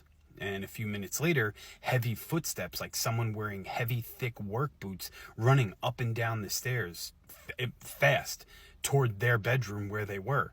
And they would just freeze and sit there in horror. Because Haley's parents were asleep downstairs, no one else was supposed to be home, so they knew it was not them. Brianna eventually would fall asleep, but sometime around 3 a.m, she woke up one night to this scratching again. Closer this time, and she didn't want to wake Haley, and she grabbed her shoes, left the house, and she walked home alone in the dark at 3 a.m. And she never spent another night at Haley's house ever again. And eventually Haley had to sage her house and call in a priest, and according to both of them, the activity almost completely stopped after that had happened. Now, they're both in their 20s now, and every time that they see each other, they still talk about those nights. And Brianna told me that she genuinely believes there is an afterlife because of what they had experienced. But she also said something else that really stuck with me, and that's, she said whenever answered us, always seemed very eager to talk to us. And maybe that's the unsettling part of it all, because if something unknown is always willing to answer, how do you know it's telling you the truth? Or even worse, how do you know it's the same thing answering you every single time? Let me know what you guys think in the comments. For a long time, I kept these memories buried deep down, but I finally realized it's time to write everything down and let others hear what happened. I'm ready to share a real-life nightmare from my childhood that took place in La Frontera, at the border, just after crossing into Mexico. To this day, just thinking about it gives me massive goosebumps. When I was about 4 years old, my dad bought a large 2-story house. It was incredibly cheap, which, looking back, should have been our first red flag. But to him, it seemed like a huge opportunity. We fully furnished it, but there was one strange detail. During that first trip, we never spent a single night there. It just sat there, empty. Years later, my dad wanted us to move there ahead of him while he stayed behind in the US to keep working. So my mom, my brother, and I packed up our lives and crossed the border to move into the house permanently. I still remember the breathless excitement we felt when we pulled up to the driveway. It was the first 2-story house my family had ever lived in. We felt like we were on top of the world, estrenando la casa, enjoying the house for the first time, just laughing and filling those huge empty rooms with our voices. We had absolutely no idea that whatever was already lurking inside those walls was watching us, waiting for the honeymoon phase to end. and it only took a few days for the atmosphere to completely change. The first real horror began on a quiet evening. My brother and I were downstairs watching Edward Scissorhands while my mom was working in the kitchen. Out of nowhere, a sound broke the silence, coming from right above our heads. Thud, thud, thud, thud. Daisy. It was the distinct, unmistakable sound of sharp high heels sprinting violently across the upstairs floorboards. The footsteps weren't casual at all.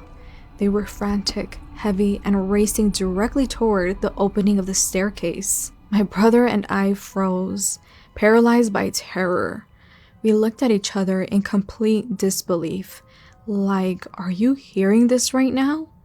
We were so confused and terrified. Even my mom stopped what she was doing in the kitchen and stared toward the staircase with us as the sound grew louder and louder. The frantic clicking didn't stop. It reached the top of the stairs and began descending faster and faster, charging down the steps straight toward where we were sitting. Just as the phantom footsteps seemed close enough to step into the living room, the entire house went completely dark. Every single light cut out at once. The silence that followed was heavy and suffocating. We were completely blind, trapped in the dark with whatever had just run down those steps. Convinced an intruder was about to grab us, my brother and I started panicking. Through the darkness, my mom broke into intense prayer in Spanish. Have you ever had the feeling that you were being watched? Well, the story we're about to read is about exactly that. Welcome to the Creepy Cozy Cottage, where creepy and cozy meet. So grab a blanket and get cozy, because we're about to read a creepy story. This took place in a more rural area of South Florida on the East Coast in 2022. I was living with a relative at the time. His house was old, built around 1930. I never got any weird feelings or encounters within the home. I'll be honest, I've always loved the paranormal, cryptids, UFOs, etc. I've had more than my fair share of encounters during amateur ghost hunting expeditions, and I spent all my childhood outside in Georgia. I'm a very outdoorsy person, and I'm pretty hard to scare. I was always the debunker of the group during these teenage ghost hunts. At the time, I had just gotten a puppy, a cute little mutt who is sitting beside me right now on the couch. I started potty training him right away, of course, so whenever he wanted to go out, day or night, I would put him on a leash and take him outside to do his business. My relative had a big front yard that was completely fenced in. He woke me up around 3 a.m. to go to the bathroom, so we went out. I took him to the front yard because it had better lighting. The house was on an old dirt road that still had streetlights. They were dimmer orange streetlights that illuminated the road, but not much else. I used my phone's flashlight to help me see. Across the road was a deep canal, and then cow pastures. My pup liked barking at the cows, but they had been rotated to a different pasture, so the pasture across from our house was now empty. My pup was sniffing around when I got the feeling I was being watched. I didn't react to this immediately. There's a lot of wildlife in the area, so I figured I was being watched by wildlife. There was probably an owl, a bobcat, or a stray dog snooping around. There were also neighbors on either side. Maybe somebody was out having a smoke. My pup stopped sniffing, plopped down on his rump, and looked up at me and started whining. Then my gut sank. I felt like I was going to hurl. Out of the corner of my eye, standing on the road, I could see a figure standing there. I'm going to use she, but honestly, I couldn't tell you what gender this thing was, or if it had a gender at all. She was smallish, maybe around 5 foot to 5'5". Her limbs seemed very long and hairy, seemed to be covered in a dense, dark, wiry fur. She was wearing maybe a tattered shift and had long, dark, scraggly hair. I didn't look at this thing directly. I couldn't. My eyes started to drift in her direction, but I felt like time had slowed down. I don't know how I can describe her in as much detail as I am now, because I didn't look at her directly. It was all through my peripheral vision. Before I could look at her fully, the loudest internal voice I'd ever heard screamed at me, "Do not look at it. Go inside now. Do not look at it." I did just that. I scooped up my pup, who was still whining, and went inside the house. I didn't run. I don't know why. Maybe it's because I've been taught to never run when dealing with a big predator, and that's what this thing felt like. I just picked up my dog, ignored her, and went inside. I turned on every light in my room and hid under the covers with my pup. He was still whining and shaking. He finally calmed down after about an hour, and I fell asleep a little while later. I didn't talk about this encounter to anyone except my boyfriend, now husband. I've had pretty hefty encounters before. The office I worked in was allegedly haunted. I witnessed a stapler lift off a desk and fly across the room, heard voices in the next room when I was alone, etc. I never felt that sense of dread or had that voice command to not look. Truthfully, I've been too scared to talk about it or have people critique my experience. Let me know what you think it was, and if you have any scary stories of your own you'd like me to read, just send me a DM. Growing up, did y'all ever hear about that place called Gravity Hill? Because if you grew up a Jersey girl like me, then you know that that was a very popular place to go and check out. There's been a lot of spooky experiences there, including paranormal and or just fun. People go there and they test out the folklore. In case you didn't know how it works, you're supposed to go and you put your car in reverse at the bottom of the hill and you literally will roll backwards up the hill. Now, some people say that, oh, it's just an illusion, and then you have other experiences that say it's paranormal because of the haunted area around it. I'm going to tell you the story of when me, my sister, and a few of our friends went there when we were about 17 years old, because often we would doubt it too, and we would say, oh, it's just an illusion, and either way, that's really cool, right? But one day, we decided to test out the folklore by using baby powder. So the haunted rumor around it is apparently the family or just the people that were in that area that have passed away, they say is supposed to be the ones pushing your car up this hill. So we decided to take baby powder and we put it on my friend's car's bumper. And as the story goes, we took our car, we went down the hill and we put it in reverse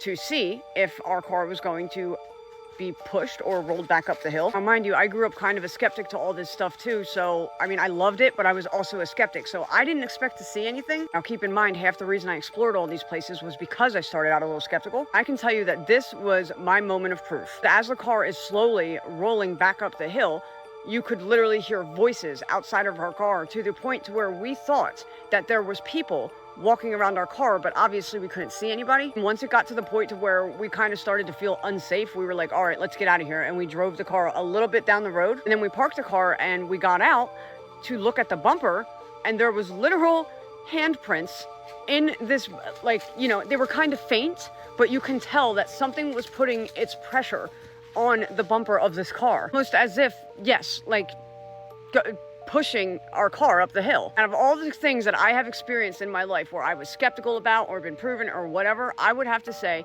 that is the first time, that was probably the first time where something was ever proven to me in a paranormal way that I didn't believe at first. And I don't know. I mean, y'all tell me what you think down in the comments. I understand whatever way you're going to think about it, but follow for more crazy stories of my life. Series of spooky stories, except for its woman's intuition. I was doing skincare, don't judge me. I saw a baby wrapped up in a swaddle with brown hair when I was 19. I got pregnant at 20 and had an unexpected C-section, so when I woke up in the ICU and was returned upstairs, she was swaddled with brown hair, which now she is blonde. Then while with my ex, I dreamed of a gender reveal with a baby boy. However, the dad was not my ex. I got pregnant with my now fiance, and it was a boy. When I was around 6, my parents sent me to Washington State with my aunt for the summer. We lived in Florida at the time, and I told my aunt that I was excited for my parents to come pick me up in a white van. She was confused because my parents had one car, and it was a red sedan. They were driving from Florida to Washington, and while they were in Tennessee, they got into a rollover car accident. Side note, the witness had stopped and stole all the clothes and items from the crash, leaving before the cops/ambulance came. What a fucking douche. We had a bird that passed away in the crash, and 2 brothers got bruised up, and my mom was fine, but my dad had broken his neck. Even though he'd broken it and didn't realize it at the time, he got up and made sure that my mom and brothers were okay before paramedics told them to lay down and not to move anymore. Anyways, they were delayed for a while as my dad had to get a halo cast. Not trying to be funny, but the thing that Regina George had on whenever she got hit by the bus. That's the only person I can think of. And the car that they had rented was a white van. My mom said that my aunt was scared for a while after I had told her that. My dad's okay.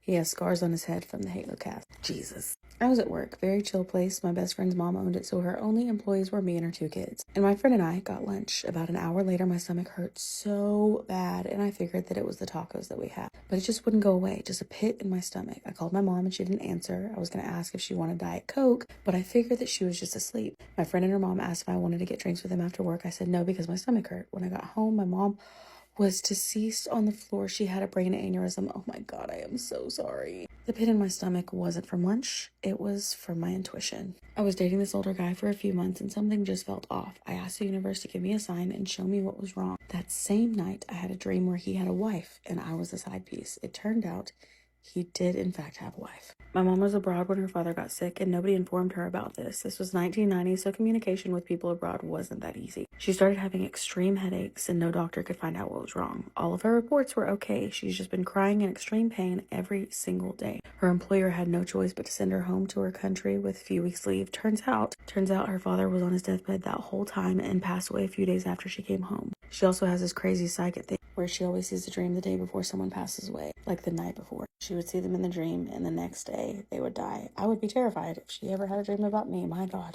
When I was 16, I woke up in the middle of the night and I had a pit in my stomach and the feeling to call my grandpa. I tried to brush it off because it was really early in the morning and he's an insomniac, so I didn't want to wake him if he was sleeping. I tried to just go back to sleep, but the feeling just got worse, so I finally gave in and called him, only for him not to answer. Very weird. He genuinely wakes up if a mouse farts. So at this point, I'm fully awake and freaking out. I call his closest neighbor. He genuinely lives in a little clearing in the middle of the woods to go check on him. They called me back a little over an hour later and said that he had a stroke and a heart attack and had fallen out of bed and had to be life flighted from his front yard. If I wouldn't have woken them up, he would have died on his bedroom floor. Holy shit. There was one time when I was 8 and my family and I were out camping. It was a community thing, so there was a lot more people than just us. They were taking me to this fun little class on the second day and I was crying saying that I didn't want to go. I had this terrible feeling that something bad was going to happen. So my mom just let me stay with them for the day, very confused. We went to this hot springs an hour away and my grandma's dog was swimming and we were all having a blast. On our way back, my grandma put the dog Blue in the back of the truck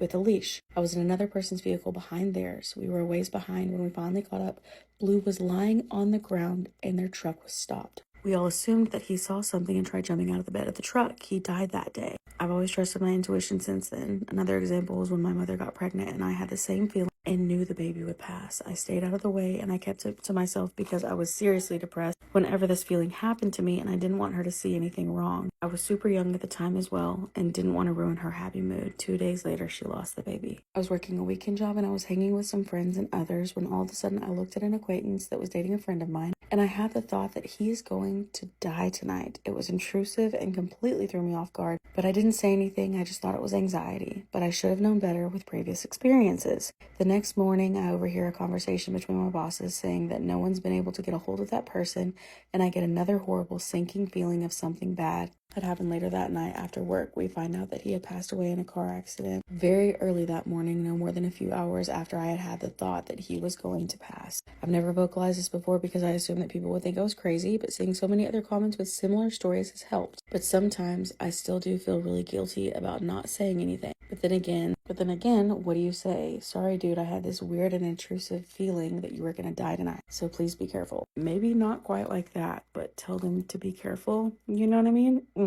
Or maybe tell everyone in that general setting, hey, everybody be careful tonight because I just have a really bad feeling. That way that everybody can be hyper aware. That's so scary. When I was in high school, my friend introduced me to a guy. We didn't speak much, but we saw each other a couple of times. For my birthday, we had planned to go out with a guy, but he ended up traveling instead. I was in school talking to a friend. We always talked about spiritual things. That morning, I kept getting goosebumps and I told him that a ghost was passing through me. I joked around saying that if I ever died, never put me on a t-shirt or with the wings behind me. Through the whole day, I kept getting goosebumps and chills. At the last class of the day, my friend texted me telling me that the guy that she had introduced me to had an accident on his way home from the airport. The car crashed and lit on fire. I turned around and told my friend we were both creeped out given what I had said that morning and was feeling throughout the day. I always sense or dream when someone dies or is going to. I have more stories if you'd like to hear them. That is a very heavy burden to bear, if you ask me. Come back for another part. I don't even know what part we're on. Story time on when me and my family went to an abandoned building. It wasn't scary or anything like that, but I'm gonna just tell you my experience. So this was back in like 2021, I want to say, because my cousin Destiny had came up here to live with us temporarily. Around this time, we were like in our what's it called, Randonautica era or whatever, where we wanted to always go visit places and like, you know, stuff like that. Me, her, my mom, my dad, my 2 youngest brothers, and my youngest sister. And even though I'm like the only other girl. All of us with my cousin Destiny, and we decided we're gonna go into this abandon that we drive past all the time. I don't know what kind of building it was. It kind of looked like it might have been a hospital, but then it also kind of didn't, because we didn't really go too far, but it was just huge, like if it was a hospital or something. We had to crawl underneath like this gate, right? We crawled underneath this gate, and kids don't try this at home, but the sign on the gate obviously said do not enter, you know, trespass and stuff like that. So when we get in the gate, we have to like run, because it's like a little field right before you get to the building. And so we get to the building. Now when we're at that building, we're hearing like a drill or like something electrical was being used on the inside, but it sounded like it was very, very far, but it was still kind of loud. He was about to go through this doorway where the sound was like down the hall coming from, but we didn't go through there, and the lights were on in there too. So I thought we was gonna go back, but we didn't go back. We ended up going to a whole separate door, right? Now this door that we go through, it's lights on in this area too, but like it's lights on only where the door frame is at. There's no lights like when you walk through the door and you're going steep in there, like no lights. So we go in, and when we go in, it ends up being like not a maze, but like it was something like that. Like it was a lot of wood and like, you know, that pink stuff that they put the padding in the walls, the wooden walls for, to keep it warm. There's a lot of that in it, and so we could see like our shadows through it for whatever reason, I guess because the light was on. So it was kind of like a maze, like we was going like in different directions trying to get to the main opening. And then we heard like little mumbling and talking and stuff. We don't really know if it was like a homeless person or workers. I kind of felt like it was more so like workers or something like that, working on the inside for whatever reason. But my parents ended up getting like a little paranoid, because they said that like, they got like really bad gut feelings that like they shouldn't be doing this with their kids. Don't get me wrong, my parents are not bad parents. They just wanted to have fun with their kids. They was just like, you know what, since we getting this gut feeling, let's follow it and let's just not go into this building. As we're finding our way out the building, we start hearing noises, and the noises sound like they're kind of getting like closer to where we are. So we all had to hurry up and haul out of there. My parents made sure that all their kids went first, and then Destiny, and then them two last. But like they made sure, they told us like, make sure you guys run when you get out. Now when we get out and we start running, it starts pouring, and nobody came out, thankfully. But it really did sound like somebody was on the verge of like coming in the area that we were in. There's no telling like what could have happened while we were in this building. There's no telling who the person was, what that sound was, that sound like a drill or like something electrical that was loud. We don't know what we would have walked into, and thank you, Lord, for discernment. Ever since this occasion, we haven't did it again, but we always talked about doing it again in a different location, because like I said, my parents are not bad parents, but us kids be wanting to have fun, and my parents are still pretty young, so like they're gonna want to have fun with us. Yeah, it wasn't nothing too serious. It was just like one of my first and I think last times going into a bando actually, and like trying to see what I could find. It kind of gave like spooky vibes, because that building been abandoned for some years. That's pretty much it for the story time. Make sure you guys follow and comment down below if you've ever done anything like this. We listen, we don't get scared, and we don't judge.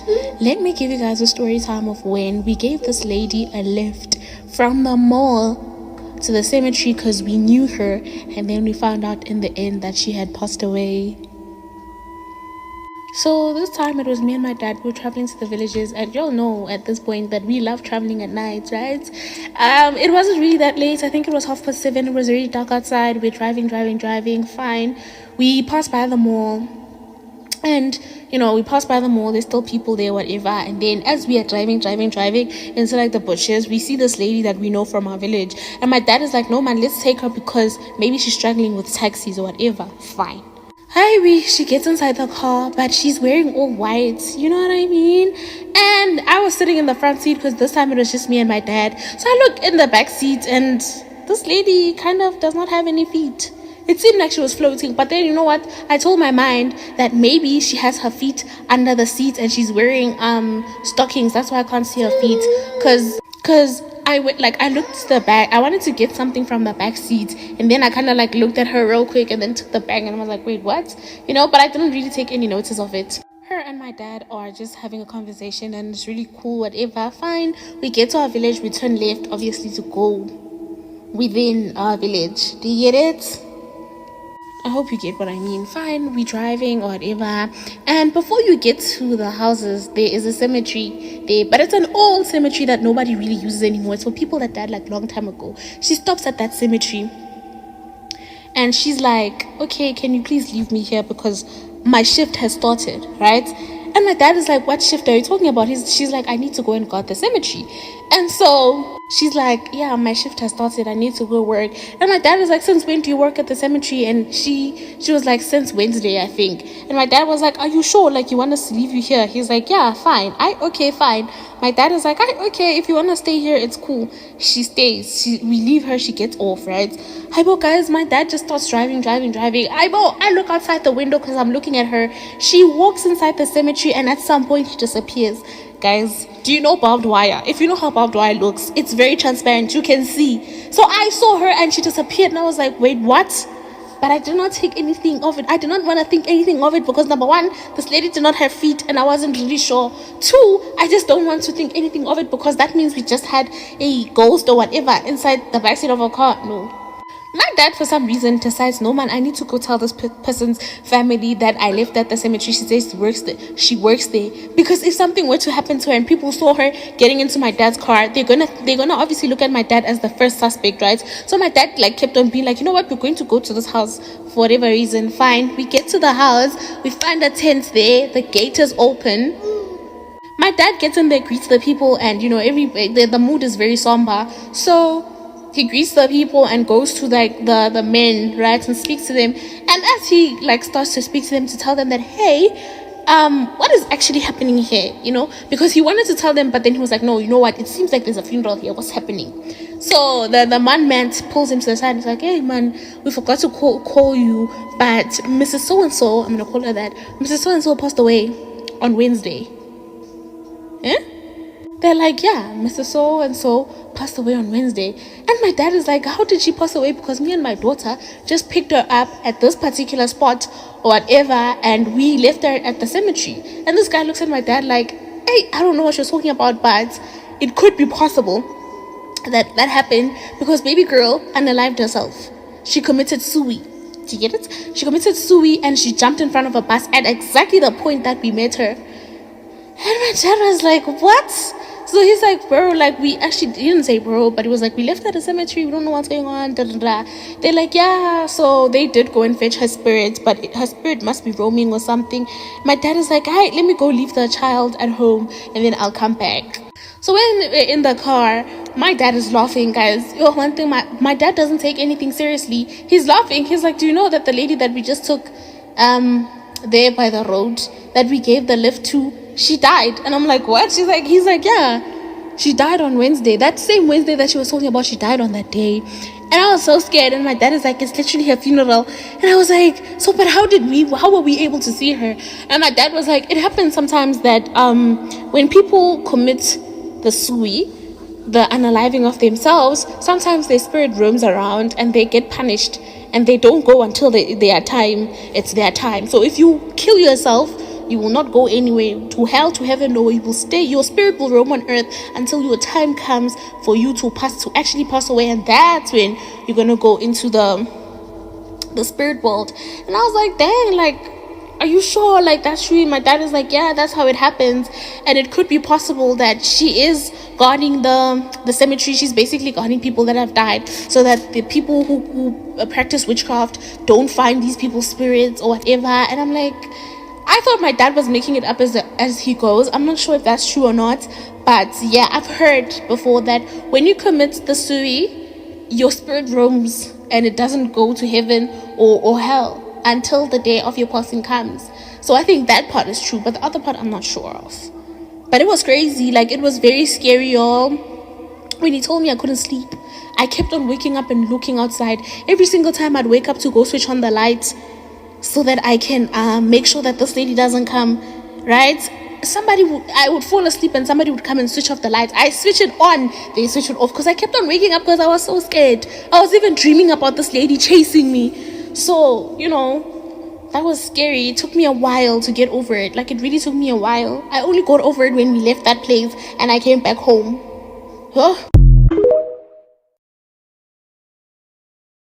The amount of severe depravity this woman has, I feel like looking into her eyes would be like coming face to face with evil. She also reminds me so much of Casey Anthony. In 2020, an 11-year-old little boy disappeared from his house. He was supposed to be walking over to a friend's house, but he never made it. This was also in the middle of winter in Colorado. He was missing for around 2 months until his body was found in a suitcase on the other side of the country. And throughout the entirety of this case, the amount of lies and deception and horrifying truths, there were a lot. So let me take you to the very beginning. We're talking about the case of Ganon Stauch. With that being said, I do have to give my usual warning. We're talking about an 11-year-old child. If you think that listening to this is going to harm your mental health in any way, shape, or form, skip this video. I will see you in my next one. I mean it. Take care of yourselves. I love you. January 27th, 2020 was a Monday. That day, a 911 call came into the El Paso County Sheriff's Office. On the phone was a woman's voice. Quote, "My son was supposed to be home at 6 p.m. and it's almost 7 p.m. He's only 11. She tells the operator that he left home sometime between 3:15 to 4 p.m. to go meet up with a friend, but he never came back, even though he was supposed to make it back home in time for dinner. The caller was 36-year-old Julia Tofana. She was calling in regards to her stepson, 11-year-old Ganon Stauch. So their family consisted of Ganon's dad, Albert Stauch, his 2 kids from his previous marriage, Ganon and Lena, Letitia, and her daughter from a previous marriage, Harley. So they were a blended family. Albert and Letitia got married in 2017, and on the day of Ganon's disappearance, Albert, was out of town. He was a sergeant with the Colorado National Guard, and he had been away on duty. So Letitia was the only one left with and in charge of taking care of the 3 children. Ganon still had not returned back home by the time that his father Al returned back to Colorado, and the first thing that he does is obviously meet up with authorities to see what he can do to help find his son. He's worried sick, as any parent would be, and Letitia is showing the same level of concern. At least that's what it looks like at first. It just made no sense to anyone how Ganon could just disappear on a walk over to his friend's house, because that was a walk that he did often. He always went out to go play with friends or neighbors, and the only rule was that he had to be back home by the time that the street lights turned on. Yet according to neighbors, they didn't see Ganon that day at all. So Letitia and Al are working with authorities. The community is gathering up to help. Authorities are searching on foot with helicopters in secluded areas. They had drones flying around in open areas, and police dogs searching by the creeks. Residents in the area and in the neighborhood had left their porch lights on just in case Ganon did show back up. Volunteers organized search parties through fields and trails and drainage ditches. The FBI's child abduction team was dispatched. The National Center for Missing and Exploited Children also got involved.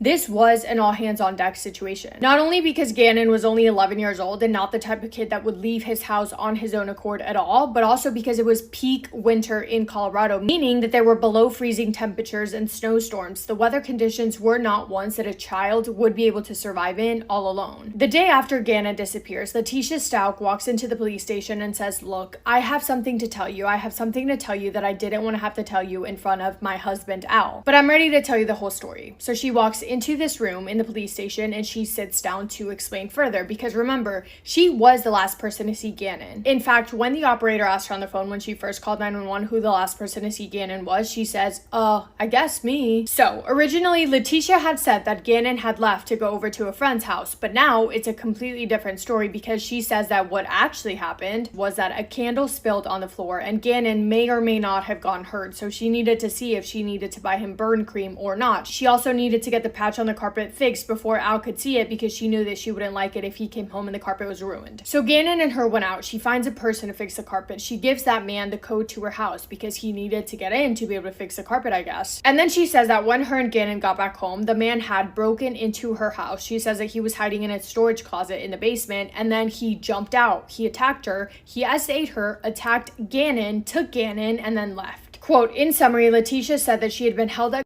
and by a Hispanic male that she knew as Eduardo, and that Ganon was abducted by that male after he finished end quote. This news story came out of nowhere, so authorities' next logical step is to get her tested because of the SA claim, right? And in the room when they're sitting down, Letitia says, of course, I will go get tested. I will do whatever it takes to help find this Eduardo guy. I will do a test, but I'm really hungry, so how about I go get food and then I'll drive myself over to the hospital? And they're kind of like, no, this is kind of a big deal, like, let us take you to the hospital. And she says, I'm hungry. My lips, look at my lips, they're chapped. I need to eat. I'd like to leave now. They manage to take her to the hospital, and then she just refuses to have that test done. She doesn't want to do it, so she leaves. They tried to call her back to get her back in to do the test, but she comes up with excuses left and right. Letitia managed to successfully avoid law enforcement for weeks, never actually agreed to take any test or provide any additional information until she eventually stopped cooperating with law enforcement altogether. That behavior looks odd to anyone, so rumors naturally, of course, start to circulate about how she keeps changing her story and about how she might have known the story of real-life boogeyman. Isn't doing really anything to help in the investigation. So then she decides to do a TV interview because why not? She does that, and she only really makes things worse for herself because it kind of gives off that she only wants to talk about her, to clear her name, instead of wanting to talk about anything related to where Ganon could be. In that interview, she talks about how she has taken care of Ganon for the last 2 years because his biological mother doesn't want to, saying that she would never hurt him, and that she knows that there are some questions, but that the hate that she is receiving needs to stop. We also later learned that based on text messages and additional evidence, that even though Letitia claimed to love all of her children equally, that definitely was not true when it came to Ganon. And she also had this, I don't know if you'd call it jealousy, I think I would. She had this weird feeling of jealousy against Ganon's biological mom for whatever reason. Obviously just internal issues that she had within herself. But anyway, point being, it looks like she's only speaking out to defend herself, saying that she will be ecstatic when Ganon comes home, not because he's coming home, but so that she could tell people that they owe her a really, really sincere apology because of all the rumors going on about her involvement in his disappearance. Meanwhile, Ganon's biological mom and dad are also speaking out in conferences together, but in a completely different tone because they're very clearly emotional. They're pleading for anyone who might know anything to please come forward. They're talking to Ganon, letting him know to please come home and letting him know that they are here waiting for him whenever he returns, on the off chance that he could hear those interviews. The behavior from them versus Letitia was completely different, and it was noticeable. And I know that everyone grieves differently, and I don't think that you should make assumptions based on just that, but that on top of the constantly changing stories, on top of the not cooperating with law enforcement, it definitely made authorities look into Julia Tofana a little bit closer. And the more they did, the more questions they had. But one of the first big red flags came up when a neighbor came forward with CCTV footage that he had captured from his home camera. This was footage that he showed to Al. The footage, dated the morning of January 27th, the day that Ganon was reported missing, showed Julia Tofana leaving her house with Ganon at 10:13 a.m. and getting inside of a red pickup truck. And then you see Letitia returning back home later around 2:26 p.m., so 4 hours later, without Ganon. He never came back home, and hours later she calls 911 to report him missing. When this neighbor showed Al the footage, quote, he just broke down crying and said she lied about the time he didn't go to a friend's house, end quote. And just like that, the timeline that Julia Tofana had constructed began falling apart. Another chilling detail comes from a phone text recovered during the investigation. At 1:21 p.m. on January 27th, a message was sent from Ganon's phone to his father's Al's phone that said, quote, "Can I play Zelda at least?" end quote. And that might not sound relevant until you learn that investigators later determined that Ganon was no longer alive when the message was sent. Someone else had typed it and sent it. As the days went on, Al began feeling unsure about Letitia as well, and rightfully so, not only because of that CCTV footage, but also because of other little things that she was doing, such as referring to Ganon in past tense when everyone else was still talking about him as if he was still here. So he ends up agreeing to let law enforcement record their phone conversations just in case she says something that might prove to be beneficial and helpful in the investigation. And on one phone call, she asks Al, quote, "If there was an accident, are you going to stand by me?" end quote. He says yes, and she responds with, quote, "I'm sorry for all of the stories, I just didn't know what to do," end quote.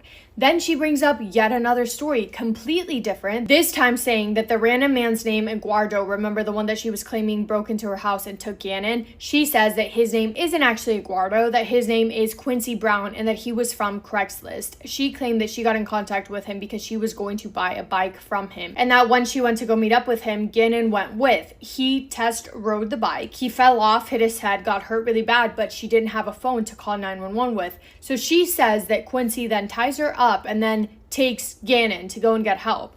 And if you're thinking that that doesn't make sense, it's because it doesn't. There was also another story in which Letitia says that she was in a store parking lot and was interrupted by a pregnant woman who was asking her for help, who then forced her to walk into a Petco and quote-unquote drop her off somewhere. When she's telling this story, she describes it as being in the wrong place at the wrong time and says, quote, "It's just being caught up in the wrong place at the wrong time with the people who are money laundering, wanting me to deliver paper to these Mexican restaurants, and you're supposed to get packages back from them."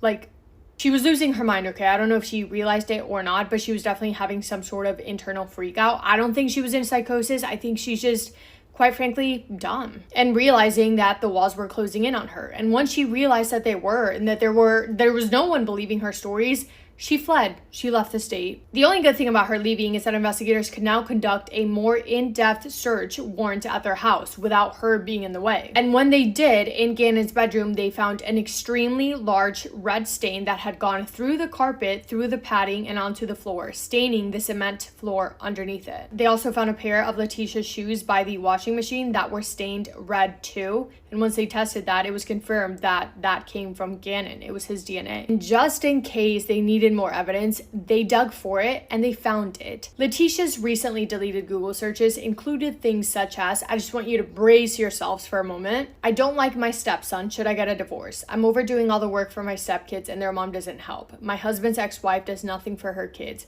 Find me a rich guy who wants me to take care of his kids. What is the process for a runaway child? Find me a new husband book. How to get out of sheets. How long does it take for a body to decompose? Search efforts for Ganon Scout. I need to change my look to hide. Full face change. Full face transplant near me. Need a guy who wants me to move in. Find a man with a place to let me move in. How to tell police whose body has been found. Can God help me escape jail time? Find an immigrant who will admit to a crime. How does the FBI find people? There's plenty of more searches, but I mean, I truly really have no words. Just over a month after Letitia reported Ganon missing, she was arrested. She was taken into custody in South Carolina, where she was, I guess, visiting family. She waived extradition the following day and she was transported back to Colorado. 15 days later, on March 17th, 2020, a maintenance worker conducting inspections under a bridge in Florida found a suitcase, and inside the suitcase, there were the remains of a child. They were identified through dental records as Ganon Scout. He was only 11 years old. Found more than 1,300 miles away from his bedroom in Colorado to a bridge underneath a bridge in Florida, stuffed in a suitcase. The medical examiner's autopsy determined the cause of death was a combination of blunt force trauma, sharp force injuries, and a wound. There were also defensive wounds found on him, meaning that he'd tried his best to fight back once he realized that his life was in danger. The arrest affidavit, sealed for months and finally released publicly on May 5th, 2020, laid out what prosecutors believed had happened in the Stauch home on that afternoon on January 27th.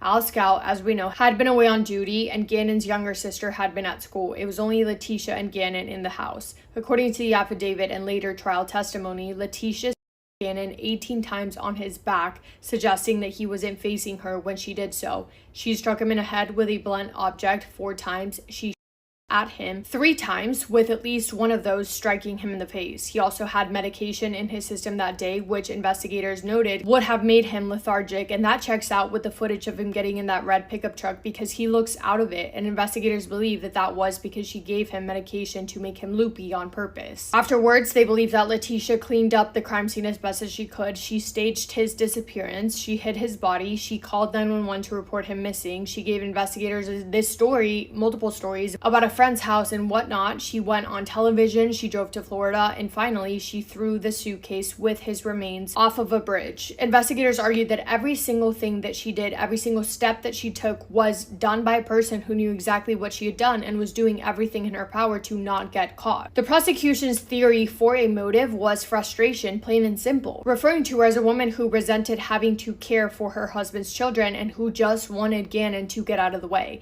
The defense, on the other hand, would counter-argue that there was no rational motive and that the very absence of logic was evidence of Letitia being in a psychosis state of mind. 3 years, 1 month, and 9 days after Ganon was reported missing, Letitia Stauch's murder trial finally begun. Jury selection opened up on March 20th, 2023. Opening statements began on April 3rd. The trial lasted 5 weeks. There were 59 prosecution witnesses called, and they were focusing on one single question. Was Letitia Stauch mentally sane when she got rid of Ganon? Because the defense, probably because of the amount of evidence against her, wasn't going to argue that she did not do it. They were just going to fight to get innocent by reason of insanity. The defense told the jury that Letitia had suffered a, quote, major psychotic crack from years of childhood trauma, and that on January 27th of 2020, she did not know what she was doing. Therefore, they asked the jury to find her not guilty. The prosecution, on the other hand, argued that the elaborate cover-up itself proved that she was sane and that she did know what she was doing, saying an insane person doesn't Google, "I don't like my stepson," saying that an insane person does not Google how to clean up a crime scene. An insane person does not drive 1,300 miles to dispose of a body underneath a bridge. Quote, "Why do all the things she did if she didn't know what she was doing was wrong? It is not psychosis. It is all about Letitia. Ganon deserves justice," end quote. The jury began deliberating on Friday, May 5th, and they were dismissed for the weekend. They returned back Monday morning. After nearly 8 hours of total deliberation across 2 days, they came back with their answer on May 8th.